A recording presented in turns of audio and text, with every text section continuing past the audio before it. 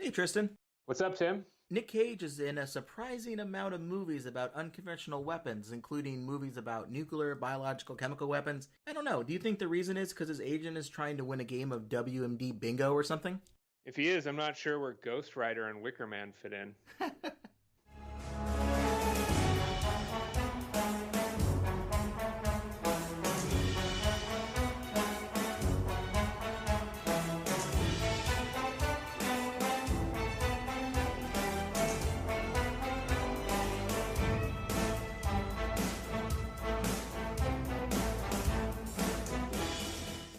Welcome to another episode of the Nuke Cage Podcast, where we delve into the fun and completely rational way Nic Cage takes on weapons of mass destruction.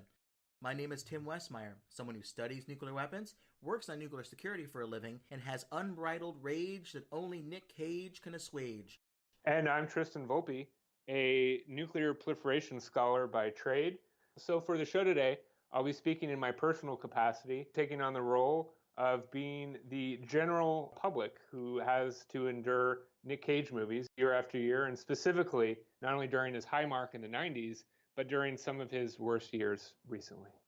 You mean gets to endure and celebrate Nic Cage, which we'll do today on this first day of April. April 1st, we are going to continue our journey celebrating the catalog of Nic Cage movies where he plays a character who gets his hands dirty with bio, nuke, and chemical material or weapons.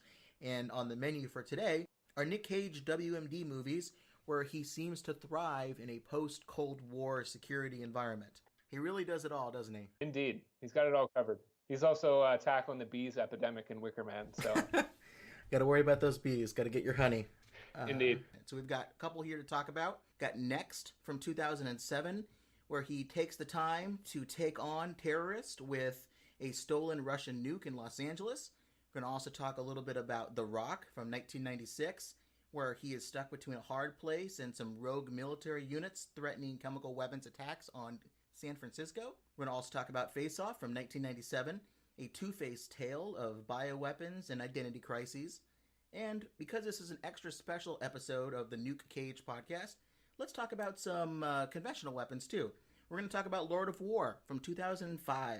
A good actor, Nicolas Cage, sells smuggled conventional weapons to some bad actors. Tristan, why does this seem to keep happening where Nic Cage is just getting involved right after the end of the Cold War?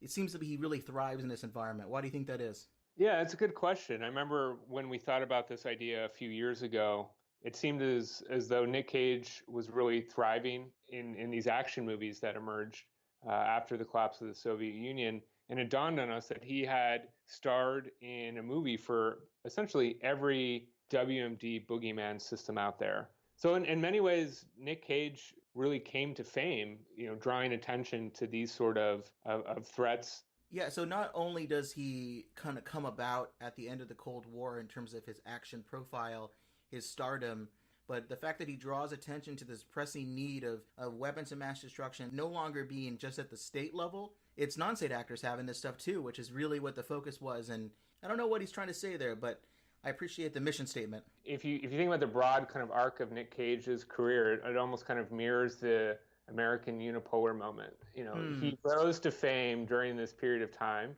in which the Soviet Union collapsed. He became quite wealthy, became one of the kind of biggest A-list celebrities for these sort of action movies. And then by the mid to late 2000s, he had lost most of his money. Obviously, the U.S. has lost most of its kind of power and capability. But his kind of decline from this really high water mark, the late 1990s, is an interesting parallel. We'll have to see what happens when maybe the Cold War gets restarted again with the resurgence of Russia. What that's going to do to Nic Cage's career. We're going to have to keep an eye on how that's going to be the main. That's really what I think we're all concerned about. He's not a great power competition actor, though. I know what's going to happen. He's really a non-state actor guy. Well, we're going to break down the plots of these non-state actor WMD movies. Basically, we'll talk about how Nic Cage takes care of WMD business, the amazing and sometimes not so amazing attention to detail about the weapons in these movies, which we blame entirely on the writing staff and the director, not on Nic Cage, of course. And we'll have some concluding thoughts for this week and why we think there are so many of the movies that Nic Cage deals with are about WMD. So as usual, spoiler warning, we're going to get into it. So if you haven't seen any of these 4 movies, I don't know what you're doing. Pause the episode, watch these movies, and get back to us. You'll appreciate this more if you have a little bit of background here. Wait, who hasn't seen Face Off or The Rock? I understand if you haven't seen Next because it's a terrible movie, but I mean, come on. I mean, maybe a baby that was born in the last couple of weeks hasn't seen it yet, but that's on the parents, to be honest. Any 90s kid has seen Face Off and The Rock, and if you haven't, I'm very disturbed. First movie, let's talk about it. The movie, it's called Next. The weapon, nuclear. The character, Chris Johnson, a.k.a. Frank Cadillac. The hairstyle, because Nic Cage always has a different amazing hairstyle in each one of his movies, I'm going to call this one Mushroom Mullet. I think that's the best way to describe it. And the level of Cage rage. How much does he peak in terms of his general raging abilities? 4 out of 10. Not too bad, but there's some moments there where you get a flash of Nic Cage rage a little bit. I would say it's even lower than 4, but full disclosure, I only made it through half of this movie before I decided this isn't how I wanted to spend my time on Earth. Fair enough. I'll torture myself with it. During the first half of the movie, he did seem to be remarkably subdued for Nic Cage. I'd put it almost at a 2 or 3. Okay. Well, I'll revise this down. Let's call it a 3. That's By fair. the way, so can we define the spectrum of Cage rage? What's a 10? Is that like Wicker Man, I like think not 10 the is, bees? 10 is definitely not the bees. Killing me won't bring back your goddamn honey. I would say that is definitely where the 10 is. Bad Lieutenant gets to a 10. Yeah, definitely. Yep. Kiss of the Vampire, that's a 10.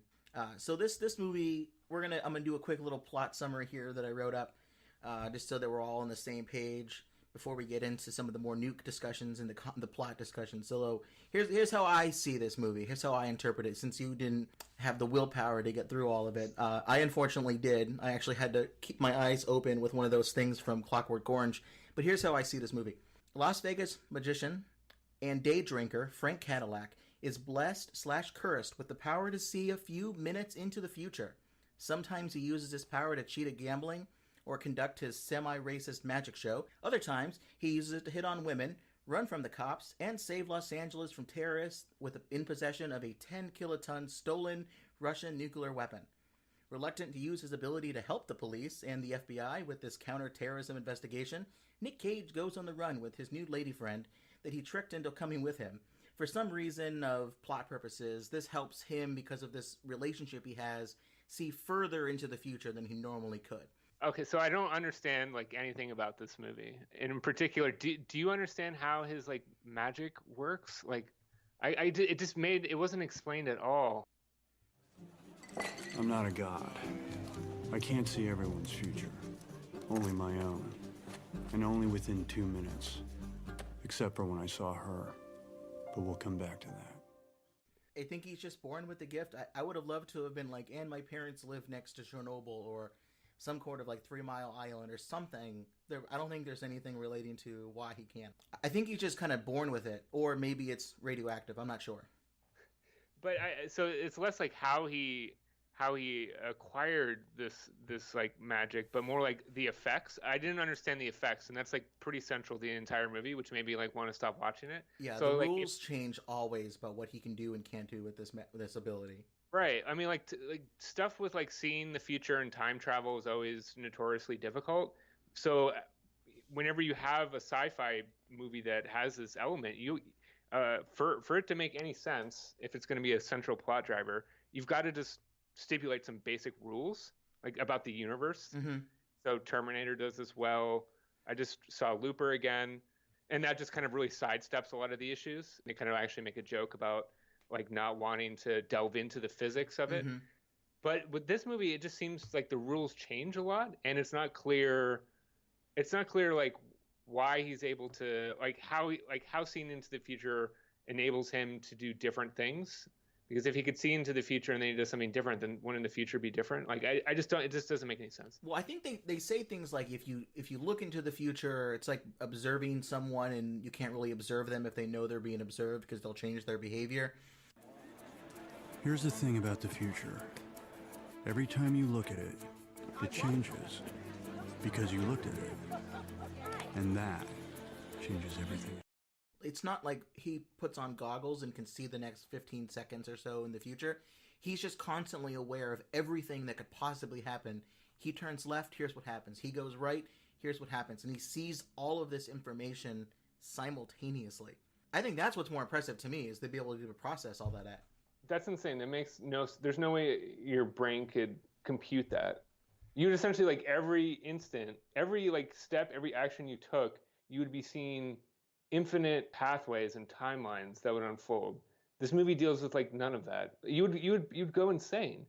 And that's maybe why he's so subdued. Is he just constantly freaking out about all the things he sees in the future? If I go right, I'll accidentally, start an avalanche that'll destroy a puppy that's at the bottom of this hill. So I'm always constantly seeing these terrible outcomes. That's got to wear on you. Yeah, sorry for another question on this, but was it clear to you why the FBI thought this would be helpful? Not really, except I'm not sure where. So Julianne Moore's in this movie, and she plays which is FBI. shocking. It's shocking she's in this movie. There are a lot of these small part actors. One of the people who plays Mr. Ellsworth on Deadwood, which was probably like my favorite television show, he plays her boss, and he's only in 2 scenes. He's an amazing actor, and they have all these little bit part actors here and there, but for some reason, you're right, Julianne Moore is in this movie. But not only is she aware of him and thinks that this is their best way of finding this terrorist group's nuclear weapon that they've smuggled out of Russia, but the terrorists for some reason know that he exists. I have no idea why that is the case. Yeah, so maybe this would be a good way to kind of like set up the nuclear aspect of this, which is, why would Julianne Moore's FBI character think that skill is going to be useful for their nuke hunting operation? He's just a guy that can see the future. How is that going to help you find a nuke? I don't see the A to B there. Did they ever explain that? Well, so here's how it keeps going. So the terrorists, for some reason, they know about Nic Cage's abilities, and they want to hunt him down and kill him before the FBI can use his abilities to stop them from detonating this bomb in Los Angeles. And I don't really understand why, but they end up kidnapping his lady friend, and then now that's what motivates him. It backfires on the terrorist organization, because now they force Nic Cage to work with the FBI. So what they do is he goes and he sees and he follows the terrorist organization, and he gets to some sort of warehouse, and what he ends up doing is they kill the terrorists, they secure the lady friend, and then they pull out like a Richter scale machine that Julianne Moore says, all right, look into the future, see where the bomb's gonna go off, where the detonation point is. On the Richter scale, it'll say where it is. Then we'll go now and look for it at that location, because he can see into the future of when the bomb's going to go off. Originally, they tried to trick him, or they tried to use his abilities by showing CNN, and they would say, all right, well, when the bomb goes off, I'm sure CNN's going to cover it, so they'll have him report where the bomb went off, and I think that's what she's wanting to do. But the movie, here's where it gets even worse to me. It tricks the viewer, because the last couple seconds, you see Nic Cage say, I made a mistake. I made a mistake, and then the bomb goes off. The nuclear device was moved. We need to find its exact location.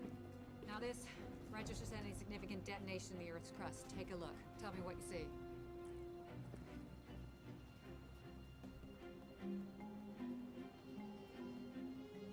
Something's wrong. I made a mistake. What? I made a mistake. It's happening. When? Now!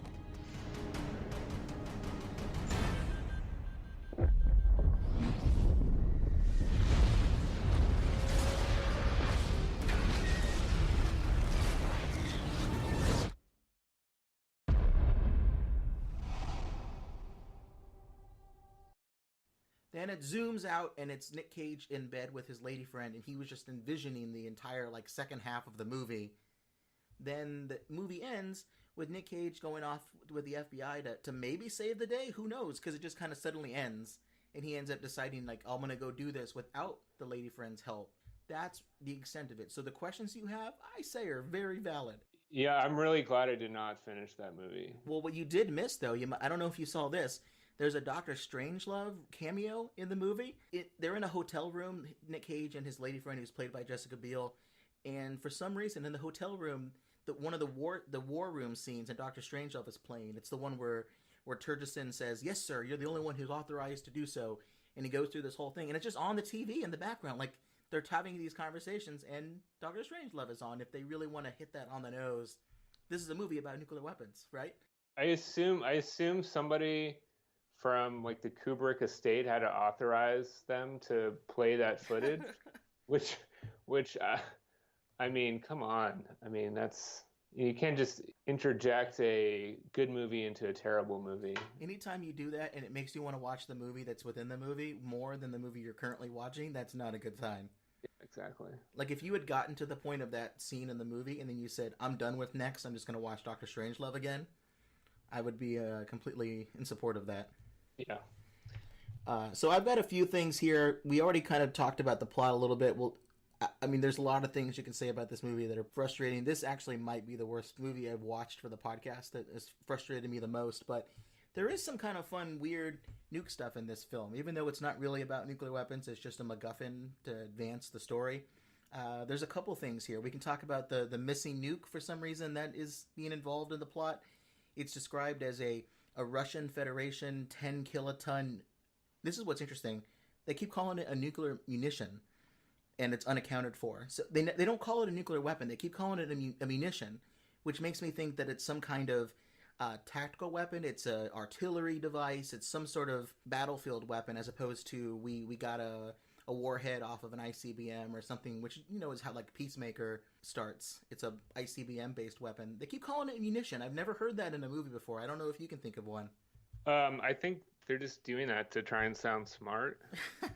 They try and dress up various aspects of the movie in this way. Like, they have this like really sophisticated ops center for the FBI, and we're looking for nuclear munitions. I mean, it just seems like it's a bunch of dressing.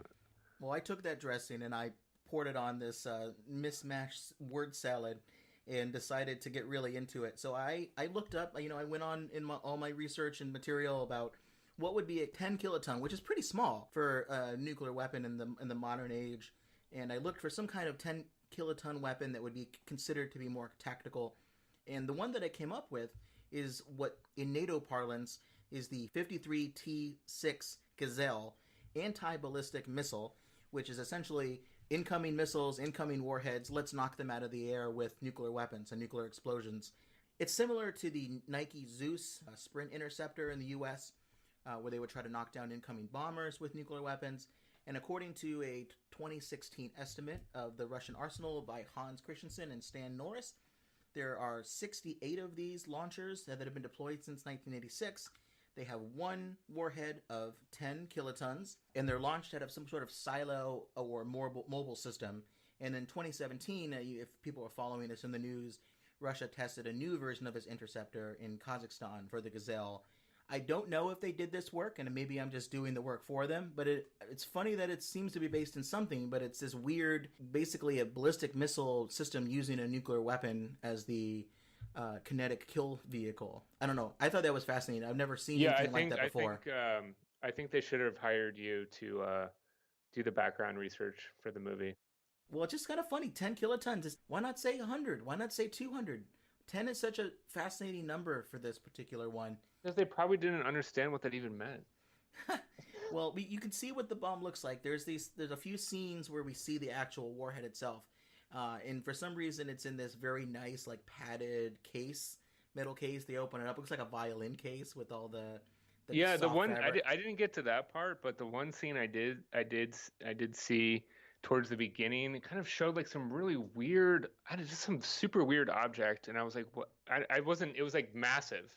Do you remember what I'm talking about? I was like, what is that? So there's the warhead, I think, which looks, for some reason, like a large, like, I thought it looked like a metal flashlight, like a giant novelty flashlight. Yeah, it was really weird. Or maybe one of those things you see outside of buildings where people put their used cigarette butts into.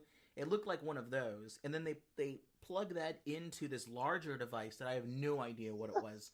Maybe it's a radiation absorbing metal, so Nest can't detect it. I don't really know. But it's something weird, and I couldn't figure that out. But I also couldn't figure out the plot. Like, why is this group doing this? There's no discussion of, are they trying to get money? Do they have a political motive?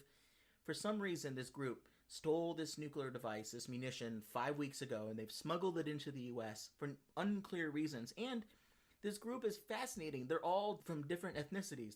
They speak French, they speak German, they speak all these different languages, but we're not really sure what they're wanting to do. The FBI is trying to investigate this, and they're trying to figure it out. There's a nuclear code red alert from LA to San Diego when they're looking for the bomb. They say that so they never articulate like why this group is doing this. No articulation at all. Is it hostage? Are they just trying to explode it to do some sort of terrorist activity? Completely unclear. There's someone backing this. They say there's a big man on top that's like backing it, and he knows about Nic Cage's abilities, and they want to stop him. But other than that, completely unclear. This is a point that seems to come up with some of the other movies we'll talk about, which is underspecified motives of the various non-state actor groups. It doesn't. It just likes to use terms that you may have heard in a movie before that deal with nuclear weapons as a driving force. There's one scene where the FBI is trying to figure out whether or not the terrorists have the weapon in Los Angeles. And the way they know it is because there's this woman who seems like may have been part of the group, or she may have been someone that one of the terrorists picked up at like a bar the night before, and she's dead. They find her, and inside her body, when they do the toxicology report, there's potassium iodine in her system. And the FBI technician says the only reason, literally the only reason someone would have this in their body is to stave off radiation poisoning. People know, they've heard about potassium iodine. This is after the movie when Fukushima accident occurred in Japan. People heard about potassium iodine a lot as a way to kind of stop cancer in your thyroid from developing from nuclear material in the air. But there's a lot of reasons why you would want to have potassium iodine in your system. It's a medical tool. It's you use it to treat hyperthyroidism. You can use it as a food supplement if you don't have enough seafood in your diet to fight iodine deficiencies. And of course, as everyone knows, it's a source of iodine in thyrotoxic crises. When you try to prevent that, and you try to prevent thyrotoxic patients and thyroidectomies, all of those Everybody things. knows that. Everybody knows that. But it's certainly used with more things than trying to stave off radiation poisoning. And also, if you're handling a nuclear warhead that's leaking, that should be your problem. These things aren't meant to be... You can handle them. They're designed to be things you can hold on to unless they're broken. I don't know. I thought that was fascinating. So maybe they dropped it at some point, and that's why they have the nice carrying case. Yeah, you have to have it padded. The last thing I'll say here is I got really frustrated at the end when this trick that the audience gets pulled over their eyes, the fact the bomb goes off, and this whole elaborate FBI chase to get Nic Cage all comes down to this plan of using some sort of Richter scale monitor to find out where the detonation point is. So I took them up on their machine. I freeze framed the video. I looked exactly on the map, where is this bomb said to be detonating, and I compared it to another map of Los Angeles, because I'm from the Los Angeles area. I like to see what's being detonated in movies, and according to this, it detonates right next to Cal State University Dominguez Hills, and right next to it is where now the LA Rams have their stadium. So I pulled up Nuke Map, and I tried to figure out, can a 10 kiloton bomb detonate there, expand all the way out to where our characters are, which they're at Terminal Island. They're at least somewhere by the ocean, because they're on like a cargo area. And without even pulling up Nuke Map, which is a tool that we use, Alec Wellerstein from Stevens Institute of Technology put this together. You can go online and click your favorite aim point and what bomb you want and see what happens. I knew that there's no way that a 10 kiloton bomb can get all the way out that way. And so here's what I assumed. Because they're using Richter scale stuff, I assumed it was some kind of underground test, or at least on the surface. I think that's fair to assume that they didn't launch it into the air. According to the filming notes, because I pulled this up, I don't know why I did this, but you can find out where these movies are filmed. It's at Terminal Island. It's 7 miles away from the detonation point where we see it. Nuke Map says that a bomb that's 10 kilotons would result in an air blast radius of 1 psi, which is the lowest that it can get to, only goes out to 1.58 miles. And the furthest point anywhere where there's ocean from where that detonation took place is 6 miles. So there's just no possible way you see a 10 kiloton bomb causing this much devastation, which is why I asked at the beginning, pick a bigger weapon. Why have a 10 kiloton bomb? It doesn't make any sense. There's the general flash of light you see with the standard nuclear imagery. You have the jackets. For some reason, Nic Cage has this mustard-colored jacket, and that starts to burn up a little bit, and everything just kind of explodes. There's no mushroom cloud. There's nothing. So usually I like to rate the bomb scenes as either a fizzled dud, which is the lowest level, a low yield okay attempt where it's got some issues but it's kind of okay, or thermonuclear accuracy, like the best, the gold standard. This is clearly a fizzled dud. It doesn't really make any sense. I just don't know why they added so much detail when the detail was wrong. But maybe this movie's not for me. It's because, I didn't make it to the very end, but I can assume that they added wrong details for the same reason they made all the other mistakes in the movie, which is that they didn't do any research and they didn't care. Well, my phone number's out there. I don't know if you want to have this much detail and accuracy in your film, but there's some good things about this movie. There's a cool chase scene at the beginning in the casino. I'm about to leave in a couple of days to a trip to the Las Vegas area for visiting the nuclear test site out there. So I'm going to be in some casinos, and I was enjoying the casino scenes in this movie where he can know exactly where the casino and security guards are going to be at any given moment, so he just kind of avoids them by an inch. Kind of does a lot of like Matrix moves, hides in one little corner, comes out on the side. That stuff was pretty cool. I don't know if you enjoyed. That kept me going for another 5 minutes. But there were just too many of these little, guess what? The thing you just saw, that didn't actually happen. It was just in his head. They do that trick so many times. The fact they do it at the end of the movie. One thing that lost me early on was the one of the central plot elements with Jessica Biel's character. I just I didn't understand why he was so obsessed with her. It seemed kind of creepy and weird.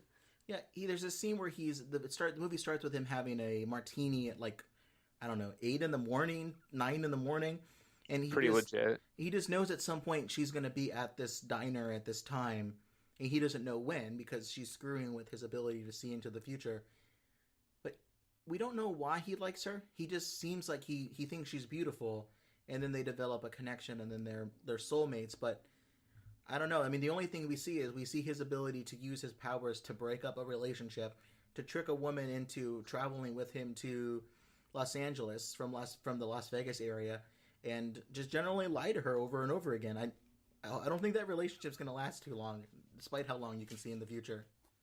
Yeah, it seems super weird, and that's honestly when I turned the movie off. I think when they were at some sort of Native American reservation. Yeah. And he was trying to put the moves on her, and I was like, man, this is too much for me. I can't handle this anymore. And full disclosure, I had the flu. This was back in November. Mm-hmm. I had the flu and I had nothing to do all day except lay in bed and be sick. And I saw this movie pop up, and knowing that we were going to review it, I was like, all right, I should just knock this one out. But I couldn't even get through it. It was that bad. And I had nothing else. I'm glad I saw it because I can warn people not to see it. I mean, Nic Cage isn't terrible in the movie. He's got some fun lines that he drops here and there, and there isn't a lot for him to do.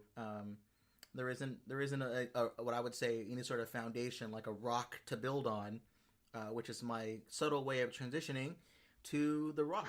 Let's talk about this one next. That was pretty on the nose, man. Yeah, it's not as smooth as I was hoping it to be. No, it was good. I liked it. The weapon in this movie, Chemical. The character, Stanley Goodspeed. The hairstyle, come over the top. That's how I would describe it. And the level of cage rage. Here's where we get it. 7.5 out of 10 on the cage rage Richter scale. That's where I would say this goes to. I don't know if you would agree. I would definitely agree. He's got some great one-line anger moments, including the chit-chat a-hole. Yep. Gotta find me some rockets. Yeah, it was legendary. So yeah, he definitely brings out the cage rage, but it's in kind of a cool and controlled manner of a subject matter expert. Yeah, he's all of us what we like to be on our day-to-day when we're sitting, with our laptops open, writing the latest article or reading some news stories. You just want to be out there finding rockets. That's all we want to be doing. Totally. So let's run through the plot on this one. This one I think is a little bit more enjoyable than next. This one is about an elite team of former U.S. Marines. They go out and steal 15 rockets armed with deadly VX nerve agent gas. And they hold San Francisco hostage from their headquarters at one of the most famous prisons in the world, the island of Alcatraz, just right outside of San Francisco. You ever been to Alcatraz, Tristan? I will admit that despite growing up in the Bay Area, I never made it to Alcatraz. Well, you're not too far from there now, right? Yeah, no, I could get up there in 2 hours at the moment. Well, I was there when I was, let's see, maybe 13 or so, and this type of experience was not what I went through. But Had you seen The Rock when you went there? I hadn't seen The Rock. That was a little bit after this, but I had seen Escape from Alcatraz with Clint Eastwood. My dad had me see that movie a lot younger than I probably should have been. So in this movie, we have this team of mercenaries is led by a former U.S. war hero. They keep stressing over and over again.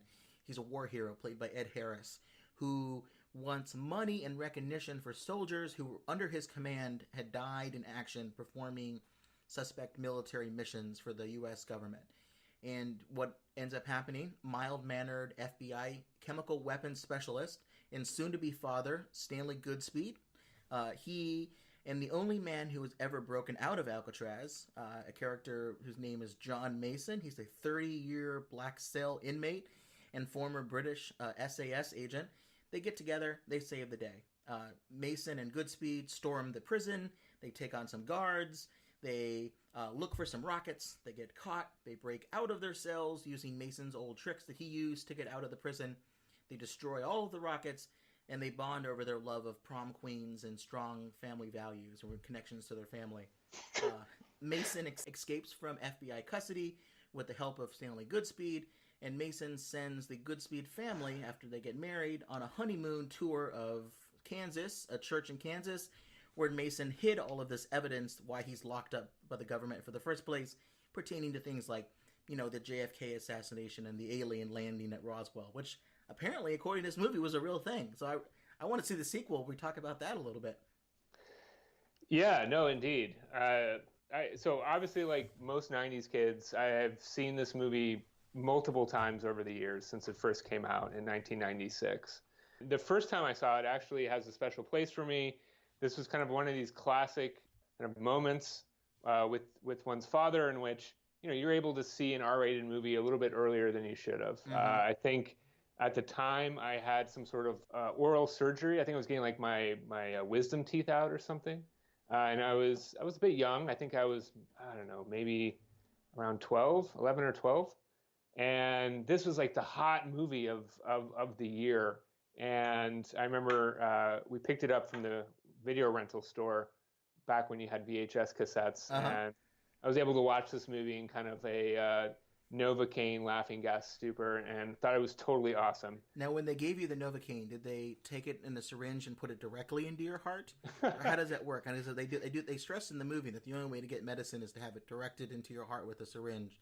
Yeah, definitely. I mean, injecting Novocaine into one's gums isn't far off. So, I mean, there's things about this movie that are awesome if you're a teenager. I mean, it's got these classic Michael Bay fast cuts, which he really pioneered with movies like The Rock. Unfortunately, if you've kind of watched more recent Michael Bay movies, such as that terrible movie about Benghazi, he's really taken the fast cut editing technique to like a whole new level. In fact, I remember sitting there with the stopwatch and I would click each time he did a fast cut, and it's pretty insane. But I mean, that's a very entertaining, and it was a kind of a novel way in the early 90s to shoot an action movie. The other thing that's really awesome about the movie is the dialogue. It's great. Yeah, it's a lot of good lines. The dialogue is solid. The zings, the kind of like one-liners, have aged remarkably well for the most part. And so that really kind of keeps the movie pretty engaging. Some of the action scenes haven't aged very well. I don't know how you felt about that. I definitely skipped over the action scenes. For some reason, there's like a mine shaft tunnel in Alcatraz. Oh, yes. That I couldn't figure out. Where there's Dr. Cox from Scrubs is trying to kill our characters, and I don't understand. Maybe there is a mine shaft in Alcatraz. I don't know, but no, I noted the same thing. The set pieces for the action scenes in this movie are kind of weird. I think there was like there's three main big set pieces. You had the car chase through San Francisco, which is great. I thought that was a good scene. You didn't like it? Okay. It's a total non sequitur for the plot of the movie. It's like fair enough. Like the fact that Mason was able to get out of this like heavily guarded hotel room is absurd. And then he's just going to he's literally going around San Francisco blowing things up and like quite possibly killing people. Sure. And then at the end of that whole scene, they're like, "Oh, it's all good, man." It's like the whole thing is just like, it was very weird, and they were like clearly introducing elements just to like have big explosions, or in one case the opposite of an explosion, having them like drive a Humvee through like a bunch of jugs of water. Yeah. I was like, now there's a fire. Oh, now there's water. Like, I don't know. The whole thing was like very weird. In fact, there were zero consequences at the end. Just made it seem like it was completely unnecessary. We're just establishing how much of a smooth operator our characters are. They can pick up sports cars and Hummers and just tear through. I guess San you're right. I Francisco. guess they needed to establish that Goodspeed had some sort of just intrinsic ability to be an operator, because he's clearly just like a PhD in chemical engineering or science. Like he doesn't have like he has no like field experience, but they're like, all right, well, if we stick him in this car chase and he kicks ass, then it'll be more convincing that he makes it through the whole movie. Yeah. Squaring off against like the most elite military forces in the world. The other two set pieces, which were kind of hilarious, was the flame gear shaft machine that Mason has to go through to like get into Alcatraz. I thought that was kind of a hilarious construct, because the whole conceit of it was that it had been continuously operating since he was like for 30 years or something. Right. And they never changed anything about it. Like, it wasn't even clear what that thing was doing. Like, why were there these like flames and gears? Yeah, I mean, maybe it was at a very cold time in San Francisco, and they wanted to make sure everyone on the tour had a good furnace going. It doesn't make a lot of sense. I've never seen a giant gear steam room, flamethrower room. It just And then the third was the one that you mentioned. It was like this like train tracks that led into like a mine shaft with some sort of like zip liner thing that you could like put buckets on and like hide in. Like, I felt like that was pretty weird too. Well, it's in Alcatraz. I remember I did my tour of Alcatraz, and it definitely has some cool places. And you see some of these things in the movie, but a lot of it is this could have been taking place anywhere. Alcatraz was really not the motivating factor for it, except for, I guess, so there's some fun scenes where they're both inside the prison cells. There's a lighthouse scene that's kind of neat. I would disagree with you in one place where a thing hasn't aged that well. That line where he shoots a rocket off, and after queuing up the thing of, do you like Elton John music? Oh, you're the Rocket Man? You're the Rocket Man. For some reason, there's so much setup for that when he finally says it's you're the Rocket Man, that hits a button and a rocket goes off and it blows somebody up. No, the timing and execution is pretty subpar. That being said, our current president seems to favor this terminology, so I do think it has aged quite well. It's coming back around. That's a good point. The current geopolitical context. Well, maybe that's the reason why we're having this. There's going to be a summit because Kim Jong-un is actually a Elton John fan. Yeah, definitely. The final two things I liked before I lace into this movie. The POTUS monologue, that's like such a classic 90s POTUS monologue where the president's like, these are the darkest hours I've ever experienced in my life. And like, at no point in the movie does the president ever appear except then to deliver this powerful, stirring monologue about how difficult it is to make what is obviously the rational decision. Also, the soundtrack, Hans Zimmer, crushing it, early 90s. Terrific. Great I think work. I might do some. I love Hans Zimmer soundtracks for doing work. Makes you feel like you're doing something pretty epic. So I might queue up The Rock the next time I'm doing some research. I do the same thing with the Game of Thrones soundtrack. That's how it gets me going. All right, so just to kind of circle back, so I wanted to really like this movie upon rewatching it, and in fact, when I had to think about did I want to watch Face Off or The Rock again, I was more excited to see The Rock. But when I rewatched it, a number of things jumped out to me as kind of in my older age I found. Are these WMD stuff or these are plot things? I had three main problems with this movie upon rewatching it. Only one of them is related to the chemical weapons aspect of the movie, which we can talk about. But let me get the two non-WMD plot issues out of the way. Okay. So first, I'm not really clear what this movie is about. It seems to be about a number of different things. The first, which is most problematic and actually kind of offensive to me upon rewatching this movie, is that the central villain and villains of this movie seem to be motivated to hold San Francisco hostage to draw attention to the plight of veterans and their benefits, which is just a ludicrous plot. And I found it to be kind of off-putting. They didn't really invest in why this character, this kind of decorated war hero, why he felt as though the stakes were worth potentially sacrificing the very civilians that he had served his entire career to protect. Mm-hmm. That's like the central plot of the entire movie. To me, it wasn't to me set up in a convincing manner. That made it really problematic for me to enjoy. It just made it hard for me to enjoy the movie. I think when I was younger, I just kind of glossed over it. Michael Bay movies are never realistic, but in this instance, I felt this failure to really set up the primary motivation for the character was disturbing. So I always see Michael Bay movies when the military is involved. He has this relationship with the U.S. military where I think he's described in interviews as, I will make you look good.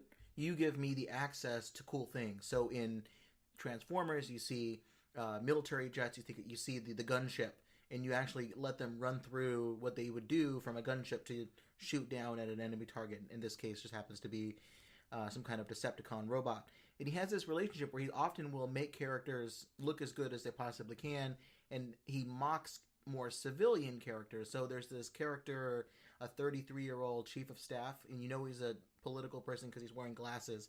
Michael Bay hates people with glasses for some reason, all of his movies. This political person says things like, oh, this guy is terrible, this Ed Harris character, and then the military comes back to him and says, hey, you better show your respect. This is one of the most decorated war heroes of all time. And they keep having this contrast between what the civilian, how they treat the military, and then how the military treats the military. But in the end of the day, the military people in the room are still not allowing these benefits to take place. I guess the story is blaming the civilians. Maybe it's the White House or whoever happens to be. It's the political people. It's the Democrats and the Republicans that aren't letting the benefits go to these military families, the people that Ed Harris led. But the movie is saying these people, like as you mentioned, are doing these awful things, including some of these people who they describe as mercenaries, former U.S. Marines. They're sadistically horrible. And they have the guy who says, I'm going to cut you, boy. There's the other one at the end of the movie who ends up biting down on the VX gas. They're awful people. And the movie has both this sense of the military heroes are heroes and don't disrespect them, while at the same time showing this other side. I can see where you're coming from. They kind of reviewed Ed Harris's story at the beginning. The first 3 minutes of this movie, you have no idea what's going on, which is problematic in and of itself. But I think they kind of basically wasted the first 5 minutes not doing a very good job setting up like why Ed Harris had been pushed to this point. He basically he says it rather than showing it. He says to at the grave of his wife that like he's done everything he can, but it's not clear like why he then has to escalate from, I don't know, suing the US government to then like threatening to kill 70,000 civilians. I think it's just because he didn't have a Twitter account or something to a media relationship. It seems like this is the kind of Pentagon Papers story that the Washington Post would love to learn about. Yes, this becomes problematic later within the internal logic of the movie, which is related to threat credibility. And maybe Michael Bay wasn't intending to do this. Maybe I'm overreading it, but it's just what popped out to me upon rewatching this, which is just that this inattention to the plot leads one to infer that if the military isn't treated well, they have the capacity and willingness to essentially do something like this. And I just think, I'm like, why would you construct a movie like that? It just, to me, it's a very offensive message to put forward without actually getting into, okay, well, why exactly is this person violating like their core oath of service? Okay, you can't just like start a movie saying like this guy is good but very bad. It's like, it just doesn't make any sense, really. Well, at the end of the movie, he admits that it was a bluff, that he wasn't actually going to follow through with this, except he hires a bunch of mercenaries that apparently, I'm not sure why, they're willing to go through with all of this. for $1 million. Yeah, which is amazing to me because I don't know. I'm not an expert or pretend to be an expert on pensions and military benefits, but it seems like $1 million now versus like the rest of your pension over the course of your life, if you're being paid it in retirements and benefits and all these things, your GI Bill, doesn't seem like it is a good trade-off. And not only that, it's $1 million and you're on the run for the rest of your life. You have to live in places where you can't be extradited, and you're really going to hope that that country's not going to extradite you. I don't know. It is weird to me. Yeah, look, I mean, I think the right way to do it would be the Apocalypse Now method, which is you start from the assumption that the military officer has suffered some sort of incident. And then most of the movie is set up trying to explore what happened. I mean, obviously that's a completely different plot than The Rock, but I mean, that movie tries to unpack why a military officer is doing something. If Ed Harris was never really going to kill civilians, which he clearly apparently wasn't, then that would have been something really interesting for him for the movie to explore much earlier. But of course, it would have essentially neutralized the entire stakes of the movie. So, I mean, Ed Harris says towards the end, he says, "This mission was based on the threat of force. I'm not about to kill 80,000 innocent people. Do you think I'm out of my mind? We bluffed. They called it. The mission's over." I mean, that's actually kind of an interesting idea, like unpacking that logic a bit more and unpacking like why, like how Ed Harris thought this was going to play out, I think would have been pretty interesting, but it wouldn't have fit well into any kind of, so I think they just kind of pushed it to the end, and then they're like, all right, this guy, he was the good guy all along, he wasn't going to do it, and there's some bad elements around him that are motivated by $1 million for whatever reason, which still doesn't make sense. But he still recruited them. I mean, there's this idea that he's this great leader, but he goes about, maybe it's the only people that he could get to do this mission, but he recruits people. If he's going to bluff, he needs to have a better ability to like control the launching system so that someone else just can't launch on their own.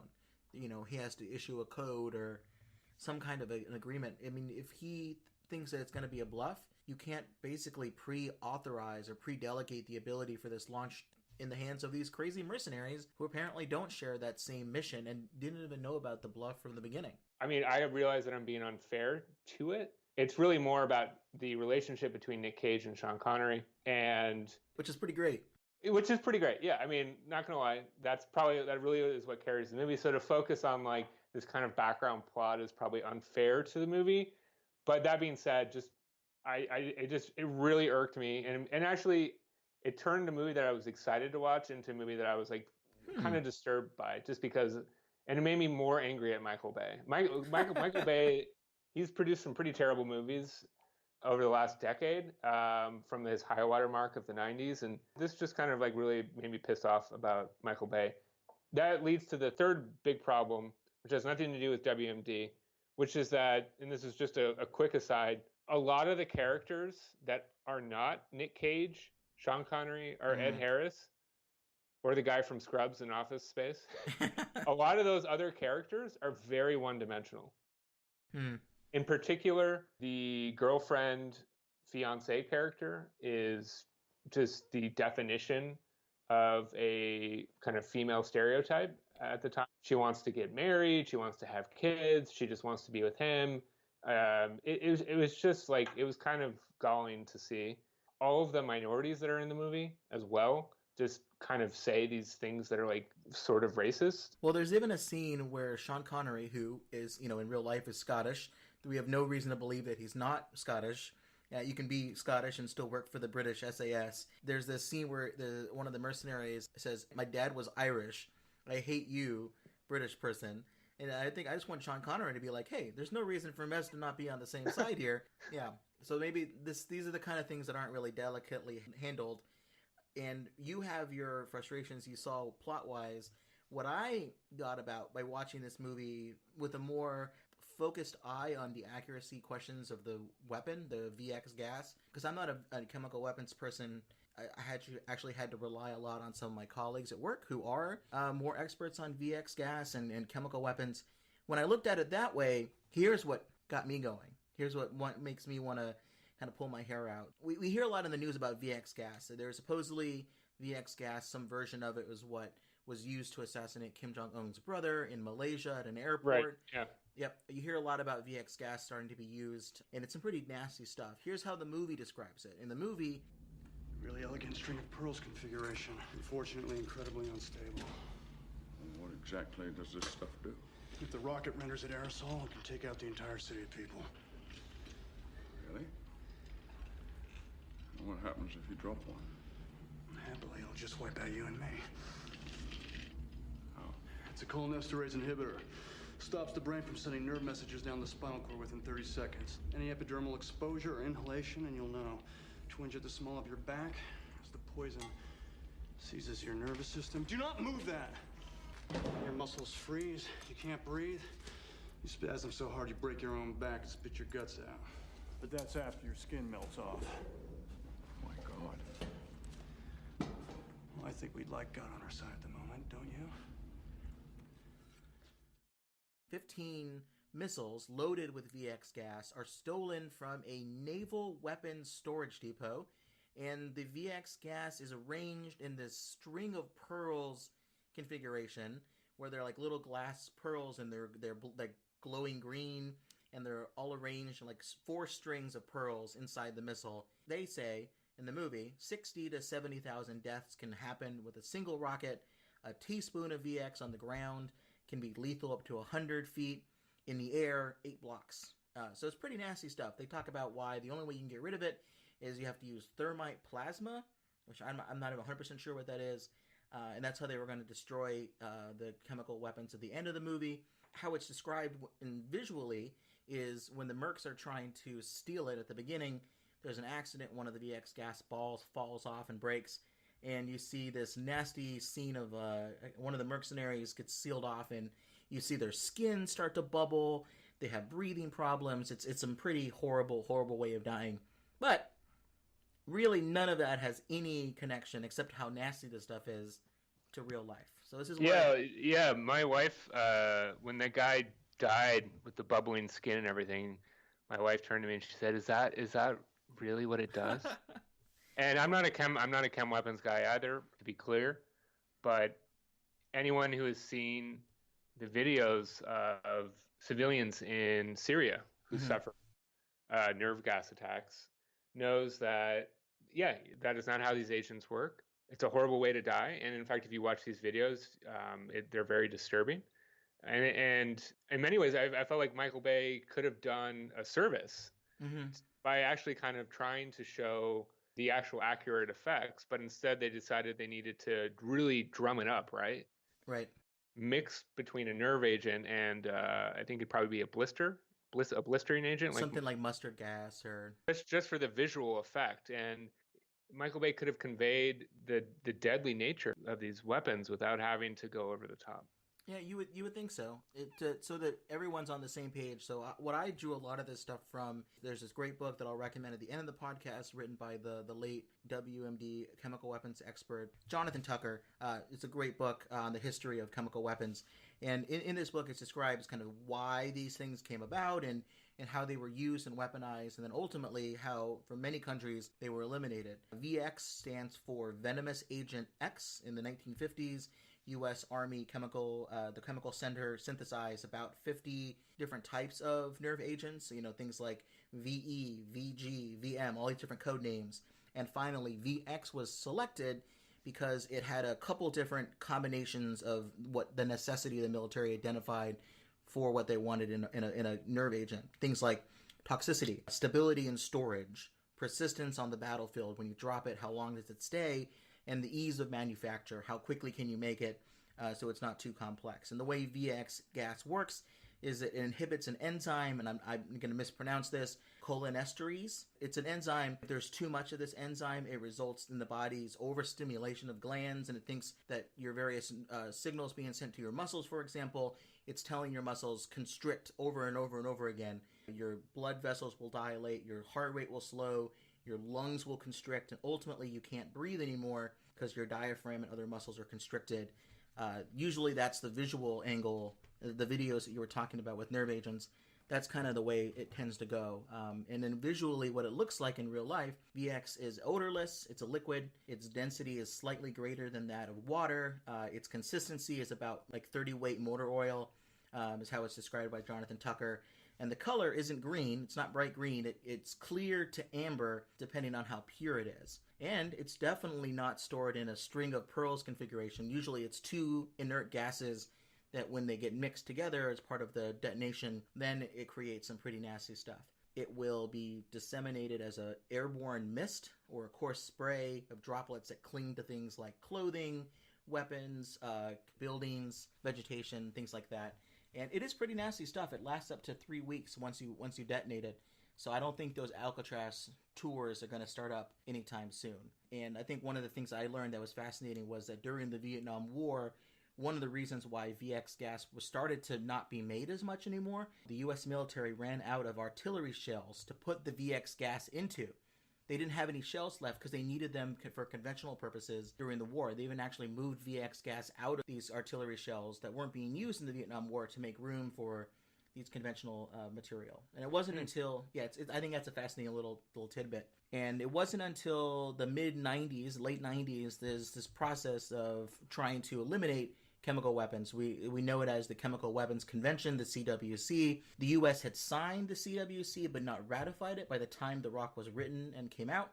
And it entered into force in 1997 in April, and the U.S. ratified it a few days before the treaty ended up happening, which committed the U.S. to stopping production of VX gas and destroy what it had. This is amazing. 31,000 tons of these chemical weapons over 10 years. So that's kind of where we see the movie taking place. So it makes sense that this VX gas was out there. If you tried to do the movie today, you couldn't do it based on the U.S. stockpile because it took longer than 10 years, but we don't have any more of this VX gas, apparently. So that's the context. That's what real life is. I'm going to do a quick series of nitpicks because this is weird why they keep choosing these decisions in the movie when they could have went a different direction. I think the first one is the first scene in the movie. Why is it at a naval weapons depot? Because these things aren't stored at naval weapons depot. They were never stored by the Navy. They're an Army unit. There were 8 Army storage depots because the Army would be the ones to actually deploy these things. Most of these things were stored at the actual facility, and they were destroyed later at these facilities because you weren't allowed to move VX gas and other things across state lines. And there's 8 different storage locations, but they were never in any sort of naval depot. And I think the only reason they did that was because they wanted the U.S. Marines to be the bad guys, and the U.S. Marines could conceivably break into a naval facility easier than they could break into an Army facility. I think that's the only reason they changed where these things are stored. But not only that, I would say they get into, as we mentioned earlier, a pretty inaccurate depiction of VX gas and how it works. They combined the nerve agent stuff, which is the violent muscle spasms and the difficulty breathing, with the blister agents, the bubbling skin. It's a fascinating thing that VX gas tends to be used more as an area denial weapon. It tends not to be used on these kind of direct civilian populations until you have some pretty bad actors that use these things, like in Iran and Iraq and in Syria. But there's reasons why I think they did this. And I did a little bit of research, and I kind of came across what the screenwriter, David Weisberg, why he co-wrote The Rock and why he made some of these decisions. And it's also a fascinating story here about the Iraq War, the most recent one, the lead up to that. So as we know, there was largely an argument made that Iraq had weapons of mass destruction, and that's why we went in 2003, because we had to stop weapons of mass destruction from being used, and they had these programs.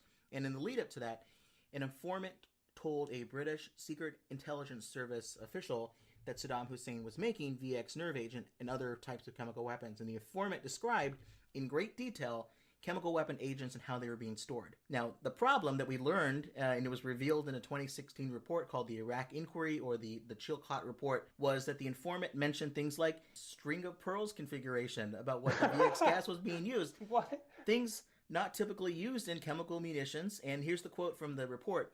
A popular movie, The Rock, inaccurately depicted nerve agents being carried in glass beads or spheres. So whoever was this informant was essentially quoting the movie The Rock, and the screenwriters, he thought it was crazy because David Weisberg, who wrote this, he said, it's amazing that no one in the poison gas community, they would all immediately recognize that this was total BS, such obvious BS, but no one told anyone else, and this information never made it all the way to Tony Blair before this decision to go to war was made. I think So The Rock actually was responsible for spreading disinformation. Yeah, I guess so. One of the interesting things about these movies is the impact they had on popular conception of various WMD threats. It's poor terminology. I hate using it, but I mean, that's kind of what these movies are doing, is that they're really making it seem as though there are these weapon capabilities that are out there that are going to have really horrific consequences. It kind of really stoked a certain fear, especially in the 90s, when you're kind of coming off the tail end of the Cold War, which is very much kind of a thermonuclear competition, an existential fear. Now you're dealing more with this. It's not existential. It's more everything's fine except for the fact that non-state actors of various sorts could get access to these really horrific platforms. Art imitates life, and then life is influenced by art. I would say that you hope that the people who are the technical experts working in government don't rely on media in terms of movies and things to guide their discussions. But I think you can see political leaders who maybe aren't interested in knowing the technical basis for things. They go by gut instinct, and sometimes gut instinct is drawn from your relationship with people. It's drawn with your relationship in business or in life or your campaign. You know, I have a gut feeling about this, and this is the way to go. This makes common sense to me. Some of that also comes from your interpretation of film and movies. People watch 24, which I enjoyed that television program, and then interpret from there the utility of torture. And I think the reason why the screenwriter did this, and I think this is really interesting, is Weisberg's, his stepfather was Jeffrey Kemp, who worked for Reagan and Bush Sr. and worked on policy issues. So there was this funny connection that the stepfather, Jeff Kemp, got the screenwriter in connection with chemical weapon experts, and they told him, here's accurately what VX gas does, here's what it looks like, here's how you use it. But the screenwriter said it needed more visuals, something to make them interesting, make it more of an interesting plot device. And here's what he said, the screenwriter: unfortunately, chemical weapons are very boring because essentially they're two-chamber cells with odorless gases being mixed together. There's no way to do that realistically on the screen without any sort of excitement. In real life, it would be invisible and boring as per usual, so we invented the string of pearls approach to have these little globes with green gases in them to give a more interesting visual interest to create jeopardy. So I understand that from a screenwriting standpoint, to take poetic license. No, absolutely. I understand why they did it, and especially for a movie like The Rock at the time it was made. It's more about what do the non-experts think about this movie. What does the public think? The visual flair they gave to it was certainly interesting and horrifying, but it's almost from kind of in many ways, it's a little campy, if you will. I'm trying to think of movies in which the violence is not over the top or glorified, but because of how realistic it is, it's even more deeply disturbing. I think at the same time, there's space for movies that accurately depict VX, for example, and the effects that it had. Well, I think you could do a movie like this. You just couldn't make a Michael Bay movie. Do you know what I mean? Like, you could do a movie about VX gas. It just couldn't be the type of movie that Michael Bay maybe wanted to direct, the type of points that he wanted to hit, the beats he wanted to follow on. But it's not just VX gas. There's also this basic running myth about, in the movie, Nic Cage is given a scene at the beginning where he's trying to disarm some kind of a terrorist bomb or a single package bomb that has some sort of chemical weapon in it. All of his bosses, I guess, tell him, you need to inject yourself with this antidote in the heart. Like, physically take this through your rib cage into your heart and then continue to work on the bomb. I'll take the atropine now. The atropine, issue wood. Inject it in your heart before your suit melts. Get that away from me. Come on, they'll fix it, for Christ's sake. Take the atropine now, Stan, for Christ's sake. Poison's mixing. If that suit melts, if you die, we all die. Inject your heart and then defuse the bomb. How big's this shit? You want me to stick this into my heart? Are you nuts? And he hates needles. That's the big thing that he is. He hates needles, including shooting things into your heart. And at the end of the movie, he does that because he's affected by the VX gas and he's trying to survive. There's this perception. You also add Pulp Fiction about having the adrenaline jabbed into your heart. Right. There's no reason for that to ever take place. It's never advised to inject anything into your heart. If you stab yourself in the heart with a needle, you have a hole in your heart and you bleed to death. That is the most basic thing, and especially with VX gas. VX gas has an antidote that they developed over a number of years in testing on things like electric eels, on mice. They figured out a way to at least nullify the effect of nerve agents. And what you do is you inject it into your thigh or your hip, not into your heart. It's not only is it better to inject the chemical for it to work, but also injecting things into your heart when you're in the military, it's not a good thing because you're done. You can't really continue to work if you're exposed to these things. Not only that, it incapacitates you. It's a type of thing that if you stab yourself with this and you're injected with these chemicals, you need to recover for a while. You're in no position to disarm any sort of bomb or anything like that. And if you take them before you're affected by a nerve agent, it will kill you. It's meant to counteract effects that are hurting your nerve systems. If you just put that into it, it doesn't get you to zero. It gets you to it makes it go the other way, which is pretty bad. In real life, there's these things that aren't needles. They're not syringes. They're auto injectors. You put them into your leg and it will bring pressure that causes them immediately to get injected, because it turns out most people in the military, because they're real people, they don't like to inject things into their body. It's a pretty quick way of doing this. And in the movie, they describe it as, I believe they just call it atropine in the film, as something that will be able to work. It's actually, for VX gas, a combination of, and I'm saying this, reading this off of a book, I don't really understand it completely, but it's a combination of atropine, which blocks receptors in the body and counteracts the physiological effects of VX, with this other thing called PAM, which is a chemical that helps to restore enzyme activity. And if you combine those two things, it will actually raise the lethal dose of VX tenfold, meaning you have to be exposed to 10 times the normal amount for it to kill you. Right. It's injected into your thigh. It's not injected into your heart. I don't know why they needed to add that plot element to it. Because it's badass, that's why. You could have just made him afraid of needles. I think that would have worked out just fine. No, man, because then they wouldn't have that scene at the end where he stabs it into his heart, like kind of passes out for a little bit, wakes up from his nodded off, and then he stumbles out and lights the green flares in like an epic conclusion. Just to pick up on the conclusion of the movie, there's a few issues I had. So first, the Special Forces team ropes him into coming with them at the very beginning, as he's explaining how to disarm this missile system by saying that it's too complicated and he's the only one who can do it, so he needs to come with them despite having literally no training apparently at all. Well, he makes it sound like it's this really complicated series of things you need to do to disarm the weapon and secure the VX. Which it may well be, but in the movie, it was super simple. It was like, just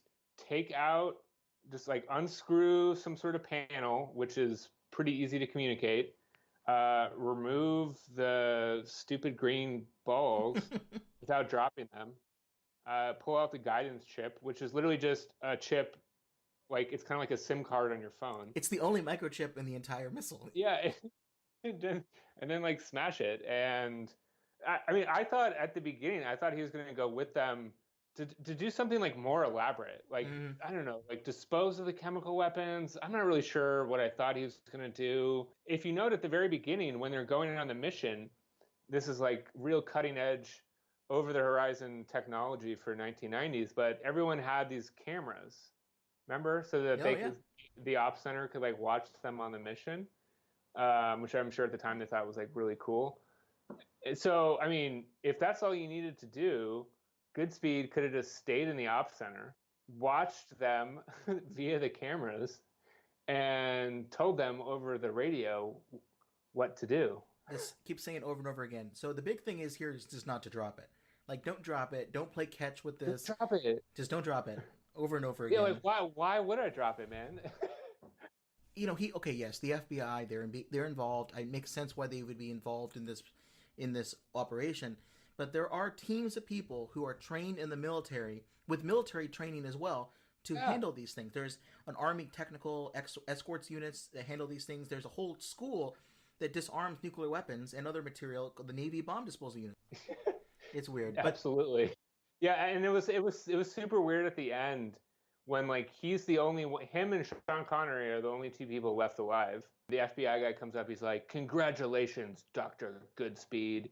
And it's like, wait, so I can understand that Sean Connery might still be alive, given his training, but he's a little old. So, all right, but I'll give it to him. He's still wily, despite being like in solitary confinement for 30 years. He made it. He did his push-ups.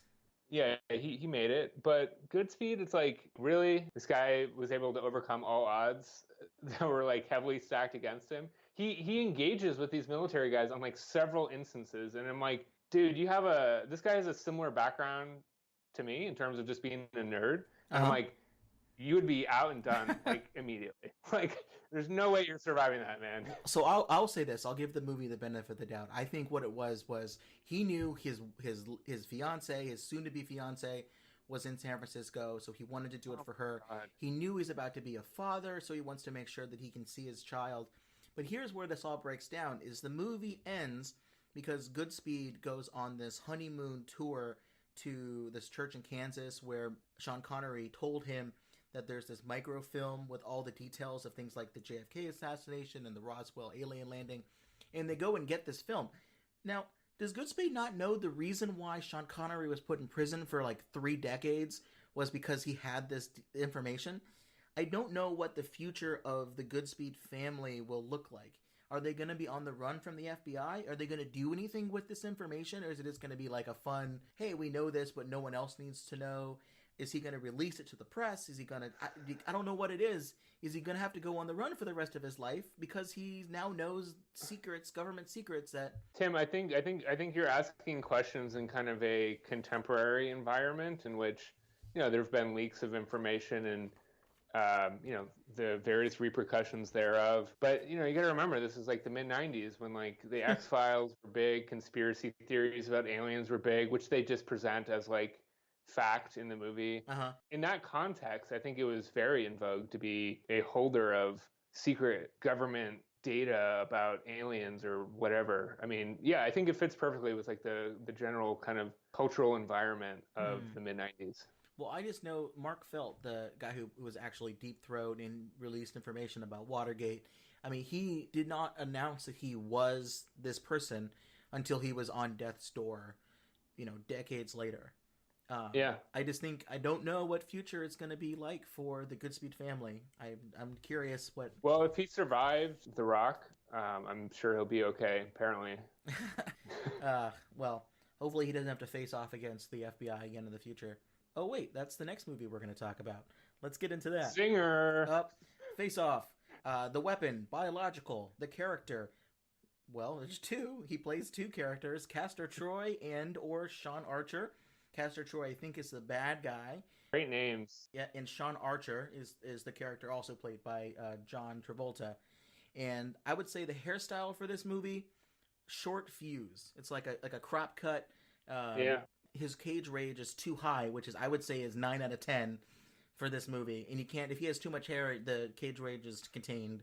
Oh yeah, no, this is like really peak Nicolas Cage. Classic rage moments. Yeah, this is, I think, Nic Cage at probably his finest in the 90s outside of Leaving Las Vegas. Well, so this was directed by John Woo, who a lot of people know. Yep. He's got some great action movies like Hard Boiled. He's got tropes like double guns, constantly double guns jumping around, a lot of Mexican standoffs, a lot of doves flying off kind of out of nowhere. You want to run through this one real quick about kind of how you see the plot? Because I actually haven't seen this movie for a while. I figure I ran through the plot in my head and I thought I got it. But maybe you've seen it more recently than I have. I've seen this movie repeatedly over the years. I'll read the plot summary just from IMDb just to get us going. So in order to foil an extortion plot, an FBI agent, I believe this is Sean Archer, undergoes a facial transplant surgery and assumes the identity and physical appearance of a terrorist. That would be Castor Troy. But the plan turns from bad to worse when the same terrorist impersonates the FBI agent. So that's the kind of brief once-over. I think most people are familiar with the intimate details of Face Off, which involves some sort of futuristic technology whereby they're able to, I don't know, essentially take the actual, not only the actual face of Nicolas Cage and try and and swap it, but somehow also change their like body morphology and everything else. Yep. Add weight, add height. Yeah, change their voice. The original script, it took place in the future. And then they said, you know what, we want this to be a little more relatable, so they brought it back to present time. Yeah, so there's a early kind of 3D printer that's printing stuff in the movie, like tissue. Another point from IMDb, this is what they refer to this as: a special operation doctor that can cut off people's faces and place a person's face onto another person.